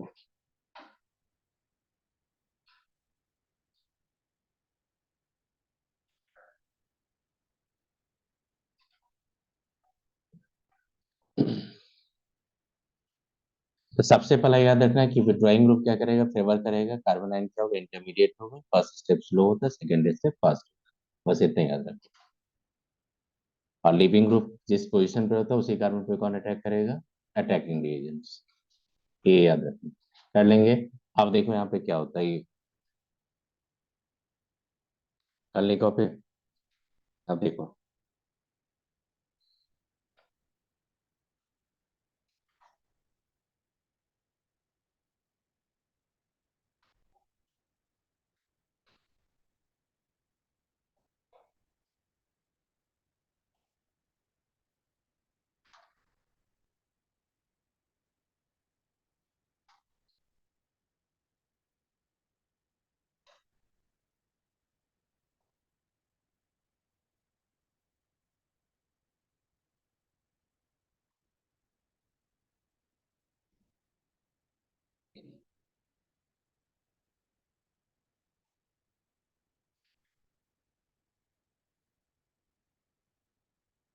मेथॉक्साइड क्या होता है, इलेक्ट्रोफाइल या न्यूक्लियोफाइल?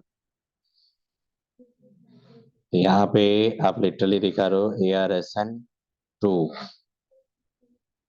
अब देखो ArSN2 क्यों बोलेंगे हम लोग इसको। देखो एक काम करो, रुको, एक चीज लिखो यहाँ पे, उसके बाद मैं बता देता हूँ, देखना यहाँ पे क्या लिखो। ये फर्स्ट स्टेप क्या था? फर्स्ट स्टेप स्लो था। तो रेट जब भी लिखेंगे तो कंसंट्रेशन किसका लिखेंगे? कंसंट्रेशन ऑफ सबस्ट्रेट का। और कंसंट्रेशन किसका? न्यूक्लियोफाइल का। बताओ ऑर्डर क्या होगा?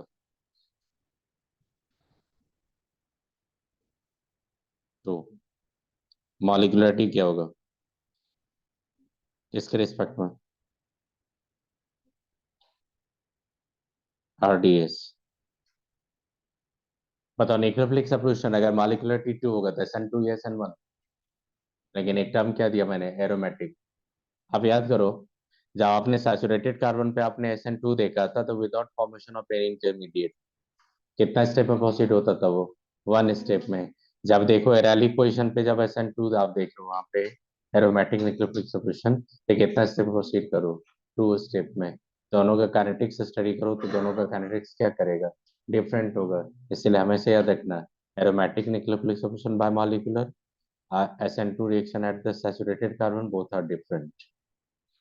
याद रखोगे? तो इसमें एक टर्म आपको मस्ट है, मैंडेटरी आपको मेंशन करना है, क्या मेंशन करना है आपको? एरोमेटिक।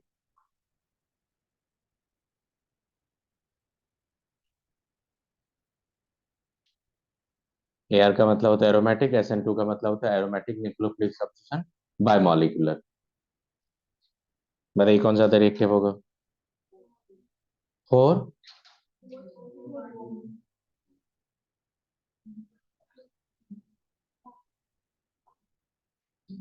सबसे ज्यादा होता है फ्लोरो। आप देखो, स्टेप वन लिए, स्टेप टू लिए। स्टेप टू जो था वो था फास्ट। और स्टेप टू में कौन सा बॉन्ड तोड़ रहे हो? कार्बन क्लोरीन का बॉन्ड। बेटा फास्ट स्टेप में कार्बन क्लोरीन का बॉन्ड तोड़ो, ये कार्बन क्लोरीन का तोड़ो, ये कार्बन आयोडीन का तोड़ो। फिर एक पे कोई इम्पैक्ट आने वाला नहीं है, क्योंकि कार्बन और लिविंग ग्रुप का जो बॉन्ड को जो ब्रेक कर दो, that step involve in the slow step, no fast step. Mechanic पे कोई ज्यादा इफेक्ट पड़ने वाला नहीं है। स्लो स्टेप कौन था? फर्स्ट। तो आप खुद से सोचो कि आपके पास अगर फ्लोरीन होगा तो बिंग द मोर इलेक्ट्रोनेगेटिव। अगर फ्लोरीन होगा, अगर मान लो ये फ्लोरीन है, ये डेल माइनस होगा, ये डेल प्लस होगा। आप मेरे को बता दो कि इस कार्बन पे सबसे ज्यादा डेल प्लस कौन लाएगा? Fluorine, chlorine, bromine, iodine? Fluorine. और जितना ज्यादा वहां पे इलेक्ट्रॉन डिफिशियंसी क्रिएट करोगे, निक्लोफाइल तो उतना इजीली उस पर अप्रोच करेगा। वहां पे रेट क्या होगा, स्लो या फास्ट? फास्ट। इसीलिए एराइल हैलाइड्स में सबसे ज्यादा निक्लोफिलिक सब्स्टिट्यूशन अगर देखते हैं किसी में तो किसमें होता? फ्लोरोबेंजीन में। है ये बात समझ में? क्योंकि कार्बन क्लोरीन या कार्बन ब्रोमीन का बॉन्ड जो ब्रेक करते हो that involve in the fast step. आप फास्ट स्टेप पे कभी काइनेटिक डिपेंड नहीं करता है। काइनेटिक्स हमेशा किस पे डिपेंड होता है? स्लो स्टेप से। तो अब देखो यहाँ पे, ये कार्बन क्लोरीन का बॉन्ड कहाँ तोड़ रहे हो आप? तो यहाँ पे कार्बन क्लोरीन को रिप्लेस करके मैं ब्रोमीन दूंगा तो रेट पे क्या इम्पैक्ट पड़ेगा? कोई ज्यादा इम्पैक्ट पड़ने वाला नहीं, क्योंकि वो कौन सा स्टेप है? फास्ट। आई बात समझ में? अगर मान लो कोई 20,000 की, ये देखो 2,000 किलोमीटर पर आवर से कोई स्पीड से जा रहा है, और उसमें आप मान लो दो स्पीड, एक या दो स्पीड ज्यादा कर दिए तो क्या फर्क पड़ने वाला है? कुछ फर्क पड़ेगा नहीं। कोई मान लो 5 से जा रहा है, और उसमें अगर दो और भी बढ़ा देंगे तो 7 हो जाएगा, तो ड्रामेटिक चेंज होगा कि नहीं वहां पे? इसीलिए हमेशा याद रखना कि एक फास्ट स्टेप होता है, एक स्लो स्टेप होता है। तो फास्ट में भी बॉन्ड क्लीव्ड होगा, स्लो में भी बॉन्ड क्लीव्ड होगा। लेकिन काइनेटिक अगर मान लो आइसोटोपिक लेवलिंग करेंगे, अगर स्लो स्टेप का अगर डिस्टर्ब होगा तो डेफिनेटली वहां पे काइनेटिक्स आपका इम्पैक्ट होगा। कर लेंगे? तो इससे क्या पता चला आपको?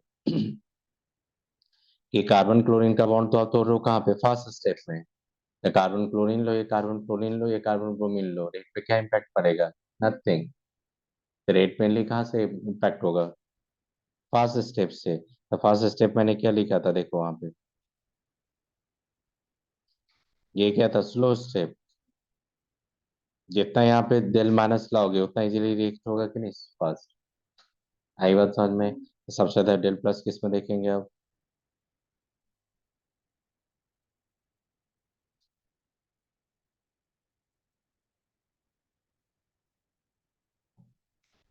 कर लेंगे। आयोडीन के केस में देखेंगे तो क्या होगा, लेस पॉजिटिव या मोर पॉजिटिव? तो बताइए, क्योंकि इलेक्ट्रोनेगेटिविटी ग्राउंड बना रहा हो सबका।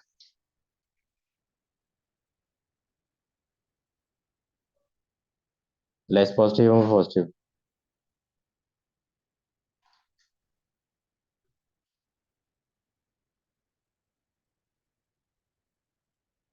अगर मान लो इस पे वो भी न्यूक्लियोफाइल आएगा तो रेट पर R1, इस पे कोई भी न्यूक्लियोफाइल लेंगे तो रेट पढ़ेंगे कि R2।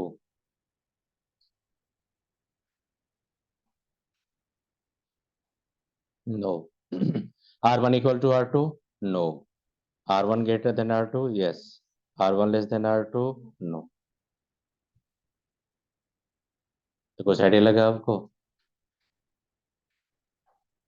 तो जब आप पैकेज बनाओगे ना, आकाश और इन दोनों के पैकेज, तो वहां पे फ्लोरो नाइट्रो दे दिया था, आयोडो नाइट्रो दे दिया था, 2 पे लिया था वो।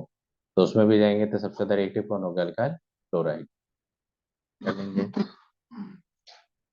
तो अभी तक का जितना भी हम लोग मैकेनिज्म पढ़े, ये किसका पढ़े हम लोग, एरोमेटिक न्यूक्लियोफिलिक सब्स्टिट्यूशन। आपने देखा यहाँ पे कौन फेवर किया, इलेक्ट्रॉन विड्रॉइंग ग्रुप, और उसमें कौन फेवर करता था, इलेक्ट्रॉन डोनेटिंग ग्रुप। अगर मान लो आपसे क्वेश्चन को पूछेगा, देखो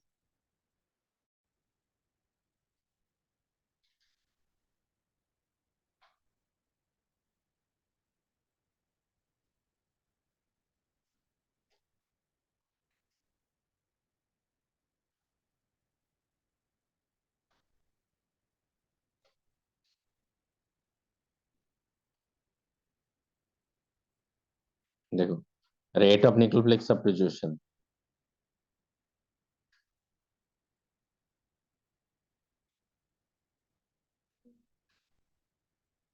सबसे ज्यादा किसमें होगा? आई बात समझ में? फिर इसमें से अगर हम लोग एलिलिक पोजीशन लेते तो रेट ऑफ रिएक्शन क्या होता, और भी फास्ट हो जाता। याद रखोगे, एलिलिक पोजीशन लेंगे तो रेट ऑफ रिएक्शन क्या होगा, और भी फास्ट होगा। तो कभी भी एलिलिक मिलेगा तो रेट ऑफ रिएक्शन फास्ट कर देना, क्योंकि मैंने पहले ही बता दिया था आपको, बीटा सैचुरेशन किसको फेवर करता है, SN1 SN2 दोनों को। बीटा सैचुरेशन SN1 SN2 दोनों को फेवर करता है। अल्फा सैचुरेशन किसको सप्रेस करता है, SN1 को भी SN2 को भी। कर लेंगे। ये क्या था, एरोमेटिक न्यूक्लियोफिलिक सब्स्टिट्यूशन। लास्ट लिखो एक और, चल लिखो पे।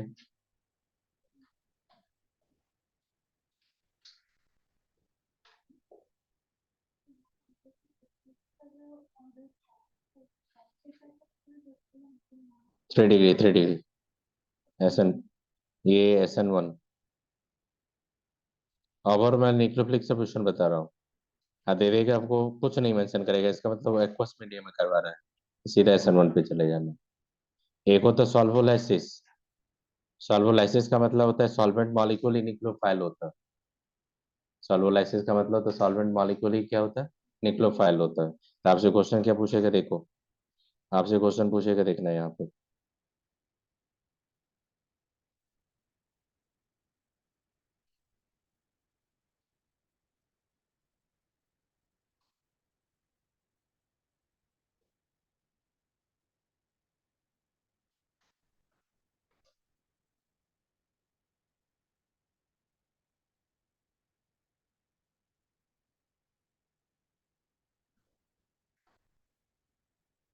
बोलेगा रेट ऑफ सॉल्वोलाइसिस किसमें ज्यादा होगा, तो सबसे ज्यादा होगा 1 में। सॉल्वोलाइसिस का मतलब क्या होता है, न्यूक्लियोफिलिक सब्स्टिट्यूशन ही है वो। तो सबसे ज्यादा किसमें होगा, 1, उसके बाद 9, सबसे ज्यादा होगा 4 में। बेंजालिक पोजीशन है। उसके बाद 1 2, सबसे कम किस में होगा? 3 में होगा ही नहीं।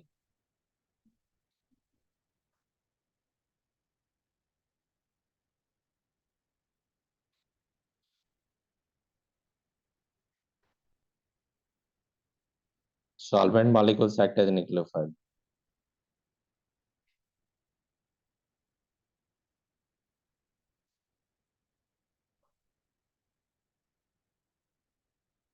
तो वाटर क्या होता है? Polar protic solvent. Methyl alcohol क्या होता है? Protic solvent. सॉल्वेंट मॉलिक्यूल की कभी क्या होता है, किसके तरह वर्क करता है बताइए? न्यूक्लियोफाइल की तरह। कर लेंगे। तो आपसे क्वेश्चन पूछेगा रेट ऑफ सॉल्वोलाइसिस किसमें फास्ट होगा, वहां पे सारा कंडीशन देगा, तो बीटा सैचुरेशन देखना किसमें होगा, रेट ऑफ सॉल्वोलाइसिस क्या होगा उसमें, फास्ट होगा। कर लोगे?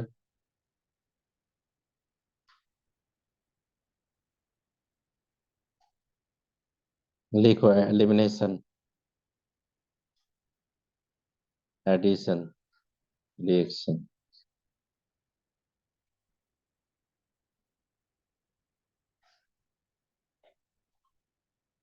कौन सा मैकेनिज्म पढ़ने जा रहे हैं हम लोग? आप एलिमिनेशन करोगे फिर एडिशन करोगे तो लिटरली क्या होगा वो, सब्स्टिट्यूशन।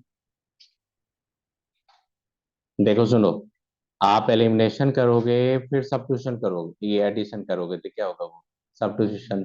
एक होता है एडिशन एलिमिनेशन, तो वो भी टाइप ऑफ किसका होता है, सब्स्टिट्यूशन। तो दो रिएक्शन पढ़ना है आपको, एक पढ़ना एलिमिनेशन एडिशन, एक पढ़ना एडिशन एलिमिनेशन। तो लिएट कीटोन में जब अमोनिया डेरिवेटिव्स का हम लोग यूज करते हैं तो उसमें क्या होता है, एडिशन एलिमिनेशन। जैसे आप क्या बनाते हो, ऑक्जाइम बनाते हो, सेमी कार्बाजोन बनाते हो, तो फोर्थ डीएनपी टेस्ट जो लेते हो आप, वो सब जितना भी रिएक्शन था वो क्या था, एडिशन एलिमिनेशन। अब जा रहे हैं हम लोग बेंजाइन मैकेनिज्म पे, इस पे क्या होता है, एलिमिनेशन देन एडिशन। कर लेंगे। तो ये भी एक टाइप का क्या होगा, न्यूक्लियोफिलिक सब्स्टिट्यूशन भी होता है, जिसको साइन सब्स्टिट्यूशन भी बोलते हैं हम लोग। ये बताएंगे आपका क्या होता है, बहुत इंपॉर्टेंट है, ये क्वेश्चन पूछा था 2016 या 18 में क्वेश्चन आया था। उसके बाद से मार्केट में क्वेश्चन आते रहता है कहीं ना कहीं, तो ये भी एक इंपॉर्टेंट है। सॉल्वोलाइसिस समझ में आ गया आपका? सॉल्वोलाइसिस पे कंफ्यूजन नहीं होगा। SN1 SN2 समझ में आ गया। एरोमेटिक न्यूक्लियोफिलिक सब्स्टिट्यूशन बता दिए। आज का न्यूक्लियोफिलिक सब्स्टिट्यूशन के एक लास्ट पार्ट चल रहा है आपका बेंजाइन मैकेनिज्म, ब्रेक दे देते हैं। ब्रेक के बाद आपका बेंजाइन मैकेनिज्म पढ़ा देंगे, फिर चले जाएंगे हम लोग किस पे, हेलोलिकिन सेलोरिन्स के प्रिपरेशन पे।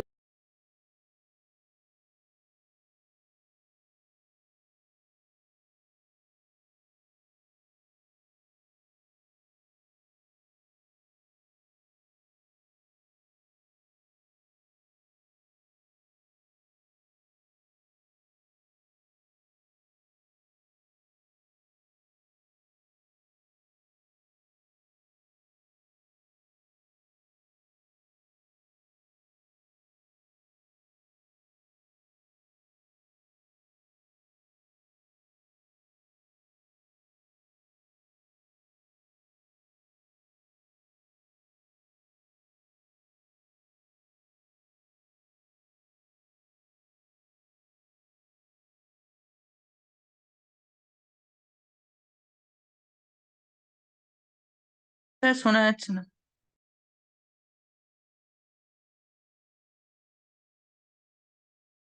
लिक्विड अमोनिया का मतलब क्या होगा यहाँ पे, सॉल्वेंट। तो लिक्विड अमोनिया फिक्स रहेगा ही आपका, राइट। देखो इसमें बनेगा क्या, बहुत अच्छा कंपाउंड बनता है। एक ही झटके में उसको बना दो क्या, एनिलीन। है तो सब्स्टिट्यूशन। देखो क्लोरीन को रिप्लेस कौन कर रहा है, NH2। तो लिटरली है तो सब्स्टिट्यूशन ही, लेकिन मैकेनिज्म थोड़ा डिफरेंट होता है। देखो मैकेनिज्म क्या होगा,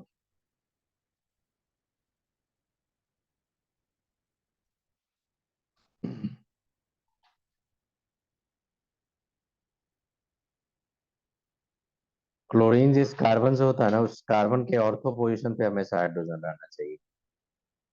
कहाँ पे?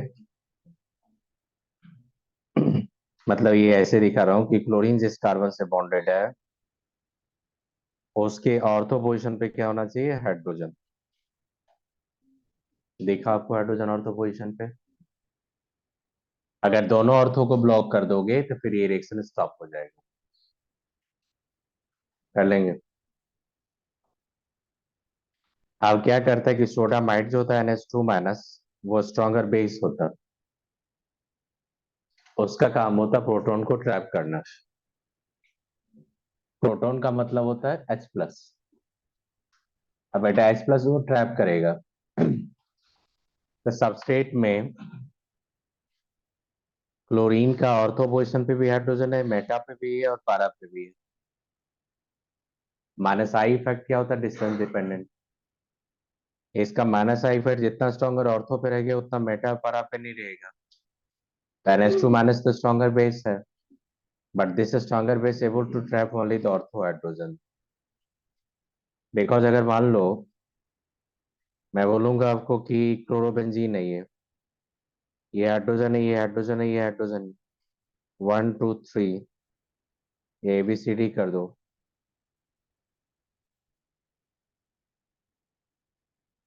अगर एसिडिक ऑर्डर देखेंगे तो सबसे ज्यादा किसका होगा? HA का, उसके बाद HB का, उसके बाद किसका होगा? HC का। रीजन क्या होगा? डिस्टेंस। क्लोरीन के जितना ज्यादा क्लोज रखोगे हाइड्रोजन उतना ज्यादा एसिडिक होगा। हाँ, उतना भी स्ट्रॉन्गर एसिड नहीं है कि सोडियम हाइड्रोक्साइड भी आएगा तो ये काम करेगा, नहीं। बहुत स्ट्रॉन्गर बेस लेके रिएक्शन करवाते हैं हम लोग। कर लेंगे। तो आपका क्या हो जाएगा बताओ? ये समझ में आया? आप क्या होगा? इसका काम होता है बेस को, इसका काम होता है प्रोटॉन को ट्रैप करना।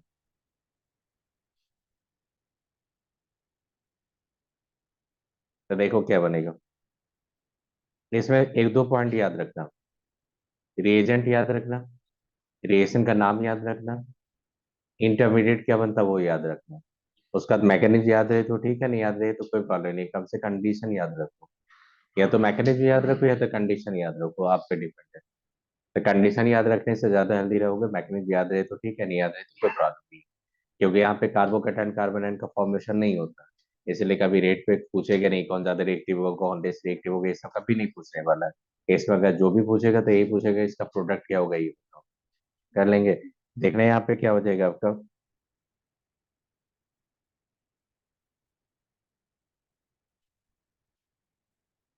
क्लोरीन लेंगे, ये हाइब्रिड ऑर्बिटल में निगेटिव चार्ज आ जाता है। ये कौन सा हाइब्रिड ऑर्बिटल है बताइए? sp2। विथ नेगेटिव चार्ज या विदाउट नेगेटिव चार्ज? नेगेटिव। कर लेंगे। अब सुनो क्या होगा।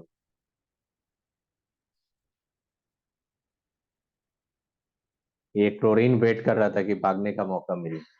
जैसे ही NH2 माइनस ने प्रोटॉन ट्रैप किया, निगेटिव चार्ज आने के चलते इसको भागने का मौका मिला।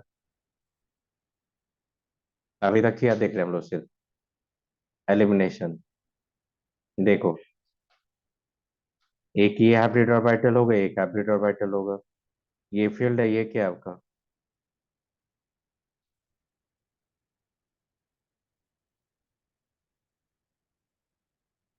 Field sp2। ये क्या है आपका? Vacant sp2। Field sp2 vacant sp2 के बीच में यहाँ पे नॉर्मल पाई बॉन्डिंग होगा। जो पाई बॉन्ड कहाँ बन रहा है? प्लेन पे, ये प्लेन के परपेंडिकुलर। प्लेन पे।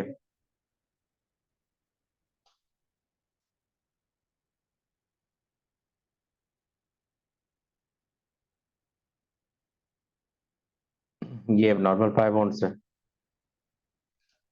जनरली पाई बॉन्ड बनाता कौन है? 2p। प्योर पी और वाइटल जनरली क्या बनाता है? पाई। प्योर डी लेते थे, क्या बनाता था? पाई। लेकिन आप खुद से सोचो, हाइब्रिड और वाइटल ही अगर पाई बॉन्डिंग में लिखेगा तो पाई बॉन्ड तो स्ट्रांग होगा नहीं। पाई बॉन्ड कितना लोग के इंट्रैक्शन से बनता है? दो लोग का। और यहाँ पे कितना लोग का इंट्रैक्शन दिखा रहा हो? वन लोग का। ये तो पाई बॉन्ड क्या होगा? नॉर्मल या एबनॉर्मल? एबनॉर्मल। आप बोलोगे सर इसको पाई बॉन्ड आपने क्या बोला? हेड ऑन ओवरलैप तो हो नहीं रहा।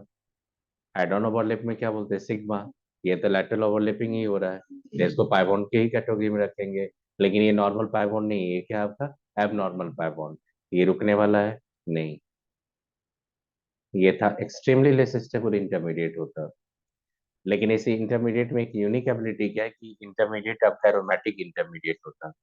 एरोमेटिक रिंग कहाँ होता है बताओ? डिलोकलाइज पाइलेक्ट्रॉन कहाँ है एरोमेटिक का? प्लेन के ऊपर। ये पाई बॉन्ड कहाँ बना रहे हो? प्लेन पे। ये पाई बॉन्ड कभी डिलोकलाइज पाई इलेक्ट्रॉन क्लोर के साथ इंटरेक्ट करेगा नहीं। ये है प्लेन पे। अब प्लेन के ऊपर आपका डिलोकलाइज पाई इलेक्ट्रॉन क्लॉट्स होगा। आपको क्या लगता है कभी रेजोनेंस में इन्वॉल्व हो गई है हाइब्रिड ऑर्बिटल? नहीं। इसका मतलब रेजोनेंस में कभी इन्वॉल्व हो गई है पाई बॉन्ड? नो। मतलब जो भी इम्पैक्ट देखेंगे किसका देखेंगे आप? सिर्फ इंडक्टिव का। इंडक्टिव क्या होता है? Distance dependent. इंडक्टिव क्या होता है? Distance dependent. तो इसी को बोलते हैं हम लोग बेंजाइन। क्या बोलते हैं इसको बताइए?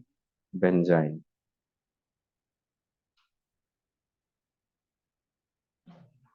Aromatic, intermediate, non aromatic?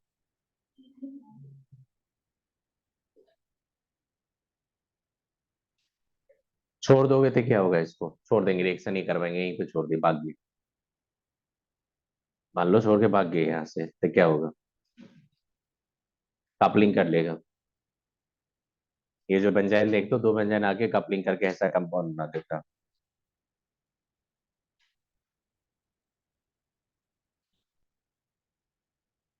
यही बात समझ में, क्या कर लेता है? कपलिंग कर लेता है। लेकिन आप तो आगे रिएक्शन करवा रहे हो तो कपलिंग का चांस लो है यहाँ पे। देखो क्या होगा। इसी को शॉर्ट में ऐसा बोला जाता है, देखो ऐसे बोल देता हूँ बेंजाइन को।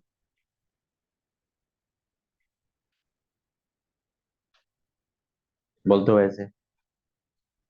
रिंग के बाहर एक पाई बॉन्ड दिखाते हो। तो रिंग के बाहर जो एक पाई बॉन्ड दिखाते हो वो कौन सा पाई बॉन्ड है? एबनॉर्मल या नॉर्मल? एबनॉर्मल। इसी को क्या बोलते हो लोग? बेंजाइन। ये बनता कहाँ पे? बेंजाइन मैकेनिज्म आपने देखा तो बना है। अब देखो अभी तक रिएक्शन क्या करवाया? एलिमिनेशन या एडिशन? दो सिग्मा तोड़ के एक पाई बॉन्ड बना रहे हो ना, तो वो क्या दिखा रहा है? एलिमिनेशन या सब्स्टिट्यूशन? एलिमिनेशन कर लेंगे यहाँ पे। अब क्या होगा सुनिए।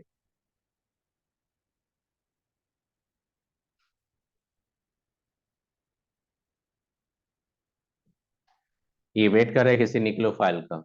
निक्लोफाइल कौन है यहाँ पे? NH2 minus. आप बताओ निक्लोफाइल जब अप्रोच करेगा तो कौन सा पाई बॉन्ड तोड़ोगे? एबनॉर्मल। क्यों? क्योंकि वही तो सबसे वीक है। रिंग के ऊपर जो पाई बॉन्ड है वो तो डिलोकलाइज पाई इलेक्ट्रॉन फ्लो, उसको तो आप तोड़ोगे नहीं, किसको तोड़ोगे? जो वीक बॉन्ड होगा, तो कौन सा बॉन्ड टूटेगा? एबनॉर्मल।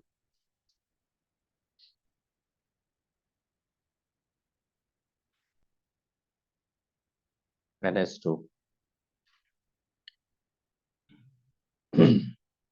बताइए कार्बन पे निगेटिव चार्ज जब लाते थे तो क्या होता? वो स्ट्रॉन्गर कंजुगेट बेस या वीक कंजुगेट बेस? स्ट्रॉन्गर। ये क्या करेगा? अमोनिया तो लिक्विड अमोनिया में आप रिएक्शन करवा रहे हो। वो क्या करेगा? इसको प्रोटोनेट कर देगा सॉल्वेंट। देखो प्रोडक्ट आ गया आपका कौन सा? NH2 aniline. उधर से फिर से NH2 माइनस आ ही रहा आपका। ये रिएक्शन क्या दिखा रहे हो आप? एडिशन या एलिमिनेशन? एडिशन है। इससे पहले क्या था? तो देखो दोनों एक साथ हो रहा है कि नहीं? पहले एलिमिनेशन फिर एडिशन। एलिमिनेशन के थ्रू क्या बनाएगा? बेंजाइन। एडिशन के थ्रू क्या बना दिए? एनिलीन। क्या लिखो फिर? इसको क्या बोलोगे आप? यहाँ से यहाँ तक क्या क्या जर्नी था आपका? तो पहले आपने देखा एलिमिनेशन, फिर क्या देख रहे हो आप? एडिशन।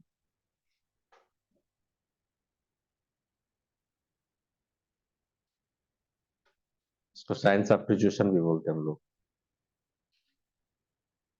या इसी को क्या बोलते हैं? न्यूक्लियोफिलिक सब्स्टिट्यूशन बोल सकते हैं कि नहीं हम लोग?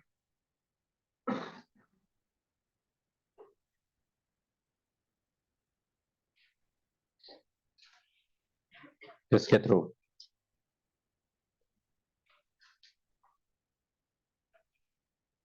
तो बेंजाइन मैकेनिज्म।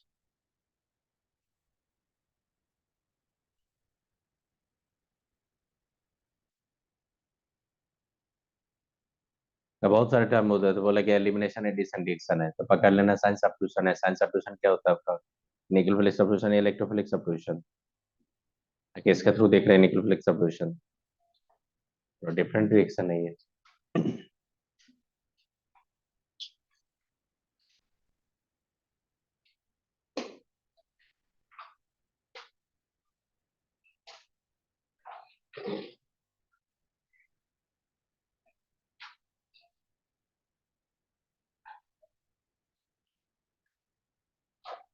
करो खुद से।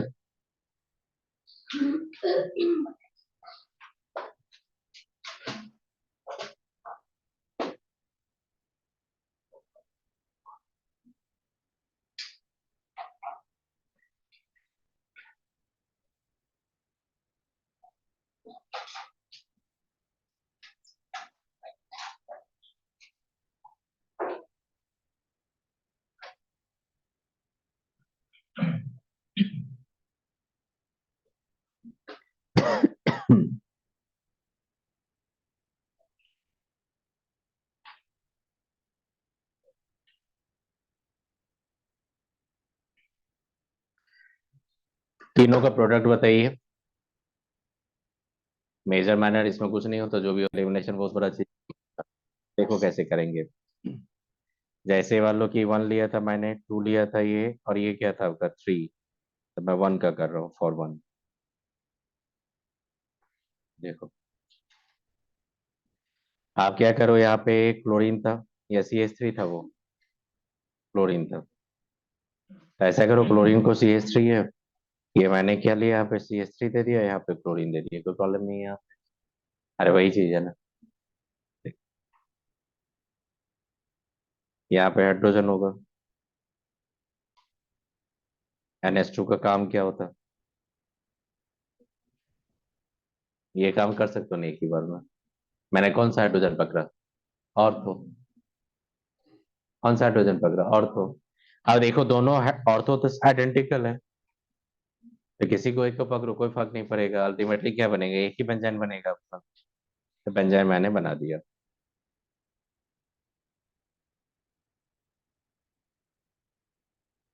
ये देखो बेंजाइन बन गया। यहाँ तक तो कर लोगे। उसके बाद क्या होता है कि NH2 कहाँ पे लाएंगे, वो डिसाइड करेगा कि एग्जिस्टिंग कौन सा सब्स्टिट्यूएंट्स है। तो रिंग पे जो सब्स्टिट्यूएंट्स है वो कौन सा है, मेथाइल। आप मेथाइल क्या देता, प्लस आई या माइनस आई। प्लस आई। तो प्लस आई, अगर कोई इलेक्ट्रॉन डोनेटिंग ग्रुप रहेगा तो हमेशा निगेटिव उसके दूर भगाना। If you are forming the carbanion close to the plus I effect substituent, the stability of intermediate will be less. If you are forming the negative charge carbanion close to the electron donating group, that intermediate will be less stable. If you are forming the carbanion away from the electron donating group, then that intermediate will be more stable. अगर कार्बोनाइन को आप electron donating नहीं withdrawing के close बनाएंगे तो कार्बोनाइन बहुत खुश हो जाएगा। मेरी बात समझ में, क्योंकि कार्बोनाइन क्या होता है, इलेक्ट्रॉन विथड्रॉइंग ग्रुप क्या करता है, उसको स्टेबलाइज करता है।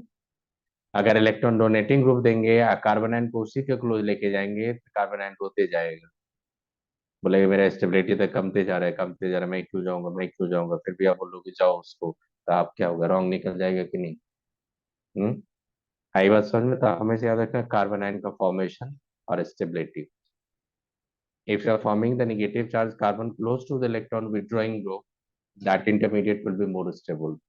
अगर कार्बन आयन को away from the electron donating group रखेंगे तो वो इंटरमीडिएट क्या होगा आपका, मोर स्टेबल। तो यहाँ पे वो कंडीशन देखते हैं हम लोग। तो देखो ये कौन है,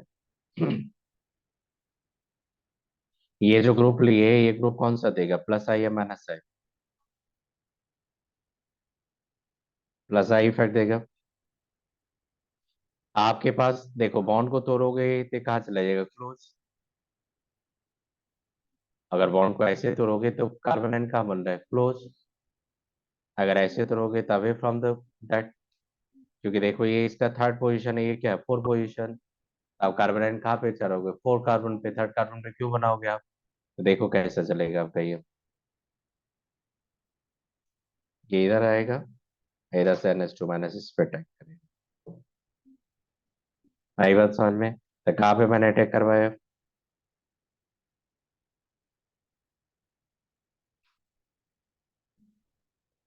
मेटा पे या पारा पे, मेटा पे।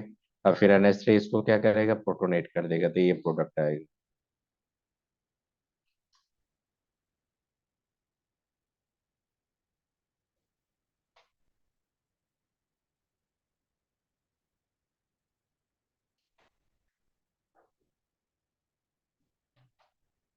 देखो इधर देखो। देखो, साहिबा का पैंट बज गया, रुको रुको, इधर इधर है, इधर है। अब देखो, आपसे जो पूछूंगा ना वो बताते चले जाना आप लोग।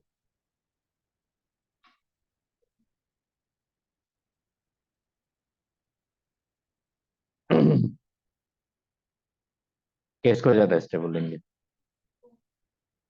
सही है।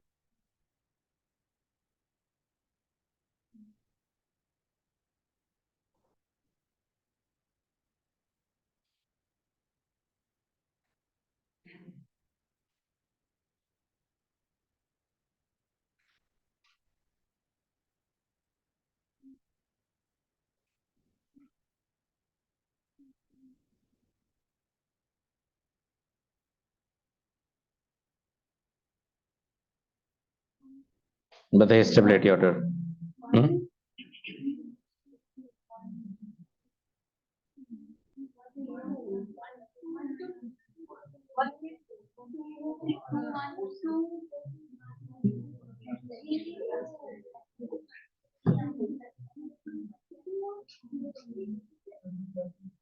देखो सबसे पहले प्लस एम प्लस आर के इफेक्ट आप सोचना ही नहीं, क्योंकि रिंग पे जो निगेटिव चार्ज है ना, वो एक हाइब्रिड ऑर्बिटल में है। हाइब्रिड ऑर्बिटल होता है प्लेन पे, और रेजोनेंस कहाँ दिखाते हो? प्लेन के परपेंडिकुलर। तो यहाँ पे रेजोनेंस का कोई इम्पैक्ट ही नहीं होता। यहाँ पे इंडक्टिव इफेक्ट का इम्पैक्ट होगा। Oxygen being the more electronegative, minus I effect क्या होगा? जितना क्लोज लोगे उतना स्ट्रॉन्गर होगा। लिख लो, एक दो पॉइंट लिख लो सबसे पहले ये। देखो बेंजाइन जो होता है ना, बेंजाइन क्या होता है देखना है यहाँ पे। और देखो इधर, ये कहाँ पे रिंग के परपेंडिकुलर है कि नहीं?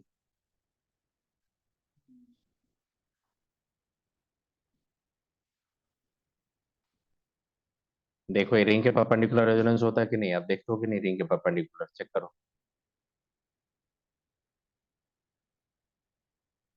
कहाँ पे? रिंग के परपेंडिकुलर। अब बेंजाइन जब बनाते हो, बेंजाइन सुनो, बेंजाइन जब बनाते हो तो बेंजाइन तो कुछ ऐसा बनाते हो आप। ये तो sp2 रहता है।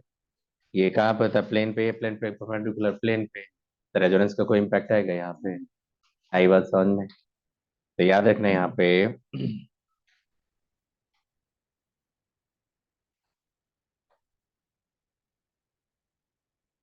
Of this substituents,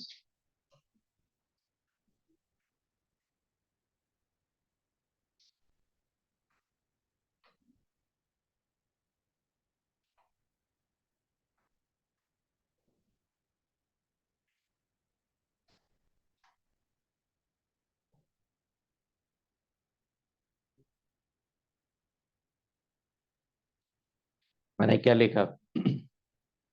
Only inductive effect of the substituent will control the orientation in Benzyne mechanism. जैसे आपने देखा था बेंजीन में, जब मेथॉक्सी ग्रुप होता था तो क्या बोलते थे? ऑर्थो para reacting या Meta reacting? Ortho para reacting। तो ओरिएंटेशन आपने किसके अकॉर्डिंग बोला था? वहां पे रेजोनेटिंग इम्पैक्ट लिया था, रेजोनेंस का इम्पैक्ट लिया था। लेकिन यहाँ पे अगर माइनस आई इफेक्ट का इम्पैक्ट लेंगे तो क्या होगा? फिर ऑर्थो para reacting तो नहीं होगा। तो यहाँ पे मैं क्या बोल रहा हूँ आपको, जो अब नॉर्मल पाई बॉन्ड बना रहे हो, क्या कहाँ पे बना रहे हो? तो ये जो एबनॉर्मल पाई बॉन्ड होगा, एबनॉर्मल पाई बॉन्ड्स होगा, ये जो एबनॉर्मल पाई बॉन्ड्स है वो कहाँ पे जाएगा? रेजोनेंस में जाएगा।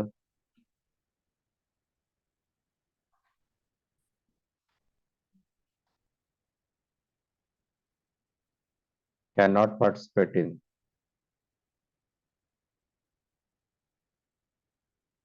रेजोनेंस। तो रेजोनेंस में पार्टिसिपेट ही नहीं करेगा तो फिर रेजोनेटिंग इफेक्ट आप क्यों लोगे? मैंने क्या बोला? रिंग पे रखा आपने, प्लेन पे। You are showing the resonance above the plane of paper, because आप किसके डिलोकलाइजेशन देखा? तो पाई इलेक्ट्रॉन का। पाई इलेक्ट्रॉन का डिलोकलाइजेशन का मतलब क्या होता है? Two lobe interaction. और टू लोब इंटरेक्शन कहाँ होता है? प्लेन के परपेंडिकुलर, प्लेन पे तो नहीं होता है। ये एबनॉर्मल पाई बॉन्ड कहाँ बना रहे हो? प्लेन पे। बेटा पाई बॉन्ड बना रहे हो एबनॉर्मल प्लेन पे, और रेजोनेंस दिखा रहे हो प्लेन के परपेंडिकुलर। तो कोई भी सबट्यूशन अगर रेजोनेंस का इम्पैक्ट डालेगा तो प्लेन के परपेंडिकुलर का इम्पैक्ट है वो। तो प्लेन पे उसका इम्पैक्ट क्यों लोगे? तो प्लेन पे कौन सा इम्पैक्ट लेंगे उसका? इंडक्टिव या रेजोनेंस? इंडक्टिव। इसीलिए बेंजाइन मैकेनिज्म में अगर कोई एग्जिस्टिंग सब्स्टिट्यूएंट्स होगा तो what should be your product? That product you have to decide according to the inductive fact of the substituents. अगर वो रेजोनेटिंग ग्रुप होगा फिर भी आप सिर्फ उसका इंडक्टिव फैक्ट ही आप कंसीडर करोगे, रेजोनेंस का इम्पैक्ट आप यहाँ पे नहीं लोगे। आई बात समझ में? बेंजाइन मैकेनिज्म का ये सबसे बड़ा यूनिक चीज होता है कि जब भी ओरिएंटेशन कंट्रोल होता है तो सिर्फ इंडक्टिव, रेजोनेंस नहीं। जब इंडक्टिव होगा कार्बोनाइन इंटरमीडिएट बनेगा आफ्टर एडिशन, एलिमिनेशन के बाद क्या बनता है, एडिशन जब स्टार्ट करेंगे तो क्या बनेगा, कार्बोनाइन। अब कार्बोनाइन जितना माइनस आई फैक्ट कोई भी ग्रुप होगा, जितना क्लोज बनाओगे उतना ज्यादा स्टेबल कर लेंगे। यहाँ पे क्या लेंगे, based on minus I effect of methoxy group.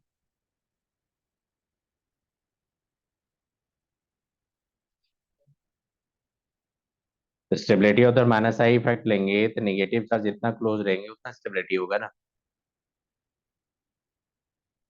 Electron turn है ना वो, तो इलेक्ट्रॉन टानेगा तो जितना आप क्या करोगे, जब इंडक्टिव इफेक्ट देखेंगे तो आपका कुछ ऐसा इलेक्ट्रॉन जाएगा कि नहीं, बताओ करेगा। तो इलेक्ट्रॉन जितना क्लोज रहेगा उतना इजीली आप उसको क्या करोगे, पुल करो, पुल करोगे तो आपका स्टेबिलिटी क्या होगा, लो या हाई, हाई। अब देखो इसमें क्या था, इसमें क्या था, इलेक्ट्रॉन डोनेटिंग ग्रुप था। रीजन क्या था, ये कार्बन कौन सा आपका sp3, और ये कार्बन क्या sp2, मोर इलेक्ट्रोनेगेटिव कौन होगा sp2, तो इलेक्ट्रॉन क्या करेगा, पुश करेगा वो। तो ये क्या देगा, प्लस आई या minus I, plus I effect देगा। अब बताइए प्लस आई इफेक्ट देगा तो खुद से सोचो, ये नेगेटिव है, ये नेगेटिव है, कहाँ पे ज्यादा स्टेबिलिटी होगा, पारा पे। कहाँ पे लेस स्टेबल होगा, मेटा पे। ऑर्थो पे देंगे तो और भी स्टेबिलिटी क्या होगा, कम हो जाएगा। इतना याद रखिएगा।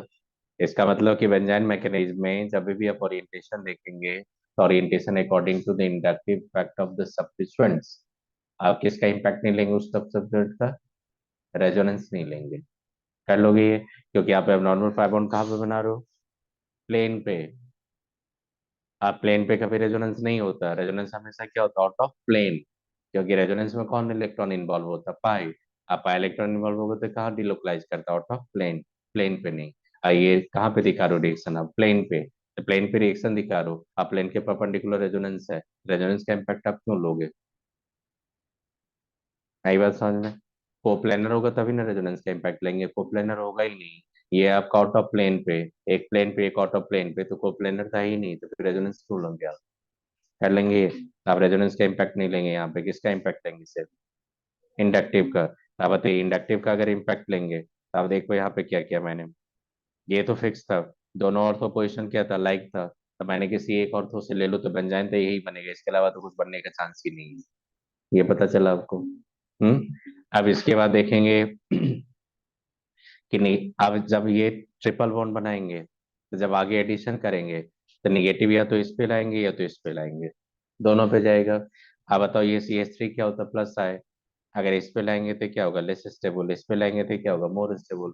देखो उसी पे के थ्रू मैंने चला, देखो यहाँ पे ये दोनों बनने का चांस था कि नहीं, चेक करो, इसमें किसका ज्यादा स्टेबल हो गए,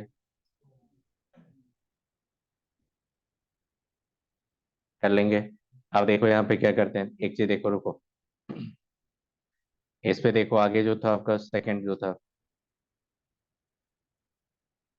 OCH3, कौन सा इम्पैक्ट देगा, माइनस आई। अब बताओ यहाँ भी व्यंजन करने चलेंगे, बताइए खुद से।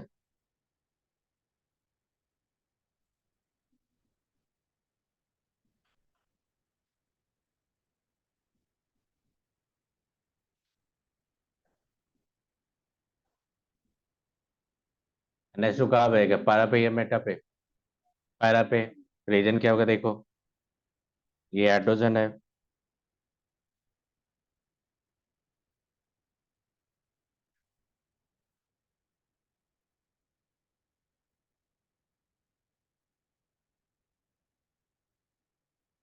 CH3। बताइए इस ग्रुप का कौन सा इम्पैक्ट आप ले रहे हो, तो माइनस आएंगे तो क्या होगा, उसके क्लोज बनाएंगे, निगेटिव चार्ज कार्बन आएंगे उसके दूर, क्लोज बनाओगे तो क्लोज बनाओगे तो हमेशा क्या होगा, NH2 माइनस किधर जाएगा, अब देखना, अब इतना याद रखो, देखो सिंपल थ्योरी, देखो इलेक्ट्रॉन ऐसे खींचोगे तो इलेक्ट्रॉन ऐसे ही जाएगा ना। सिंपल सोचो ना कि इलेक्ट्रॉन ऐसे पुल करोगे तो इलेक्ट्रॉन ऐसे ही जाएगा ना। इलेक्ट्रॉन पुश करोगे तो इलेक्ट्रॉन ऐसे ही जाएगा ना आपको। वही तो हो रहा है, देख लो आप। जहाँ पे प्लस आई है तो इलेक्ट्रॉन ऐसे मूव कर रहा है, और जहाँ पे माइनस आई इलेक्ट्रॉन ऐसे मूव कर रहा है। एरो देखो ना, मूवमेंट देखो। यहाँ पे इलेक्ट्रॉन पुल कर रहा था, देखो इलेक्ट्रॉन का मूवमेंट देखो कैसा है। यहाँ पे क्या कर रहा था, पुश कर रहा था। तो देखो इलेक्ट्रॉन का मूवमेंट क्या है। इधर से इलेक्ट्रॉन आया तो इधर जाएगा ना इलेक्ट्रॉन। इंडक्टिव ले रहे हो ना।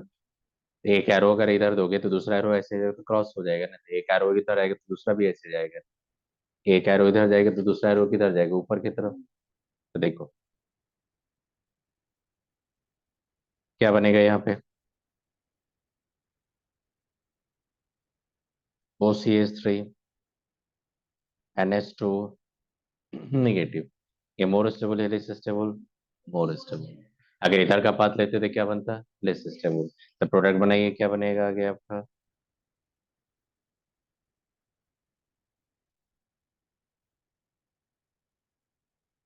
आपको कुछ आइडिया लगा कैसे करोगे। क्या लेंगे आप सिर्फ इंडक्टिव। किसका इम्पैक्ट नहीं लेंगे, रेजोनेंस का। थर्ड जो था खुद से बनाओ। थर्ड था ना। थर्ड दिया था, खुद से बनाइए। क्या बनेगा आपका, देखना मैकेनिज्म वहां पे।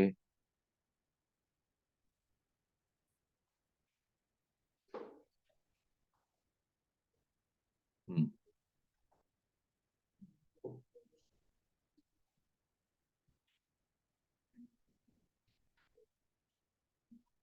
अगर मेथॉक्सी नहीं लेते वहां पे, मेथेन लेते तो क्या होता फिर।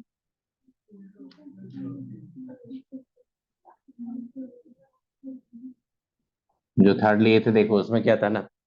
देखो थर्ड में क्या है, सुनो, समझो इसको। देखो थर्ड क्या था।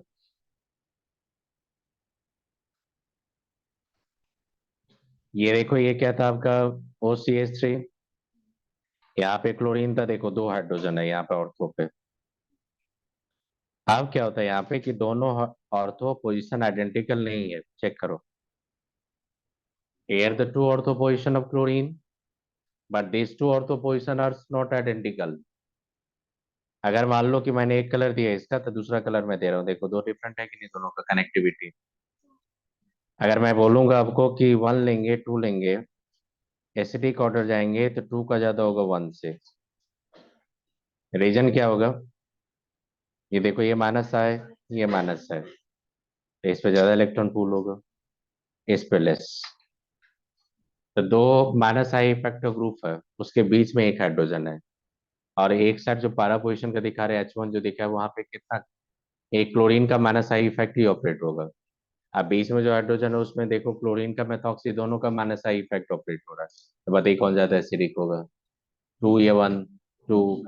आप जो NH2 माइनस जब आएगा प्रोटॉन को लेने तो किसको लेगा, वो टू को। तो बेंजाइन आपको कौन सा बनेगा, बीच से बनेगा। मतलब कि इसके रिस्पेक्ट में बेंजाइन नहीं बनाओगे, बेंजाइन इसी के रिस्पेक्ट में बनाओगे। आई बात समझ में। तो एसिडिक कैरेक्टर देखो आइडेंटिकल ऑर्थो पोजिशन होगा तो कहीं भी बना दो कोई प्रॉब्लम नहीं होगा। अगर ऑर्थो पोजिशन आइडेंटिकल नहीं होगा तो जिधर से मोर एसिडिक मिलेगा उधर से आप बेंजाइन बनाओगे। देखो क्या हो जाएगा, इसको ट्रैप करेगा ये। क्या बनेगा वो,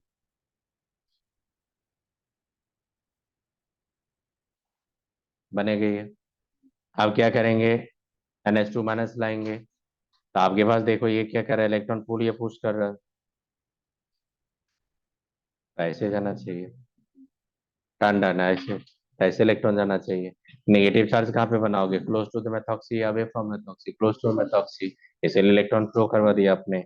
अब NH2 माइनस उस पर अटैक करवा दो, तो प्रोडक्ट देखो आपका क्या मिलेगा।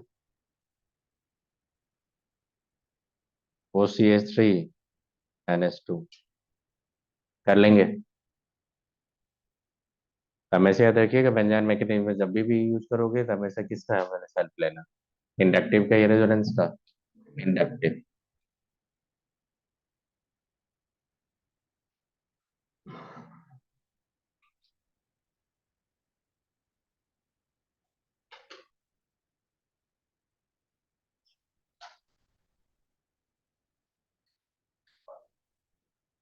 डिक्शन होगा, प्रेजेंट क्या होगा, एब्सेंस ऑफ ऑर्थो हाइड्रोजन। देखो क्लोरीन के ऑर्थो पोजीशन पे हाइड्रोजन नहीं है तो रिएक्शन नहीं करवाओगे।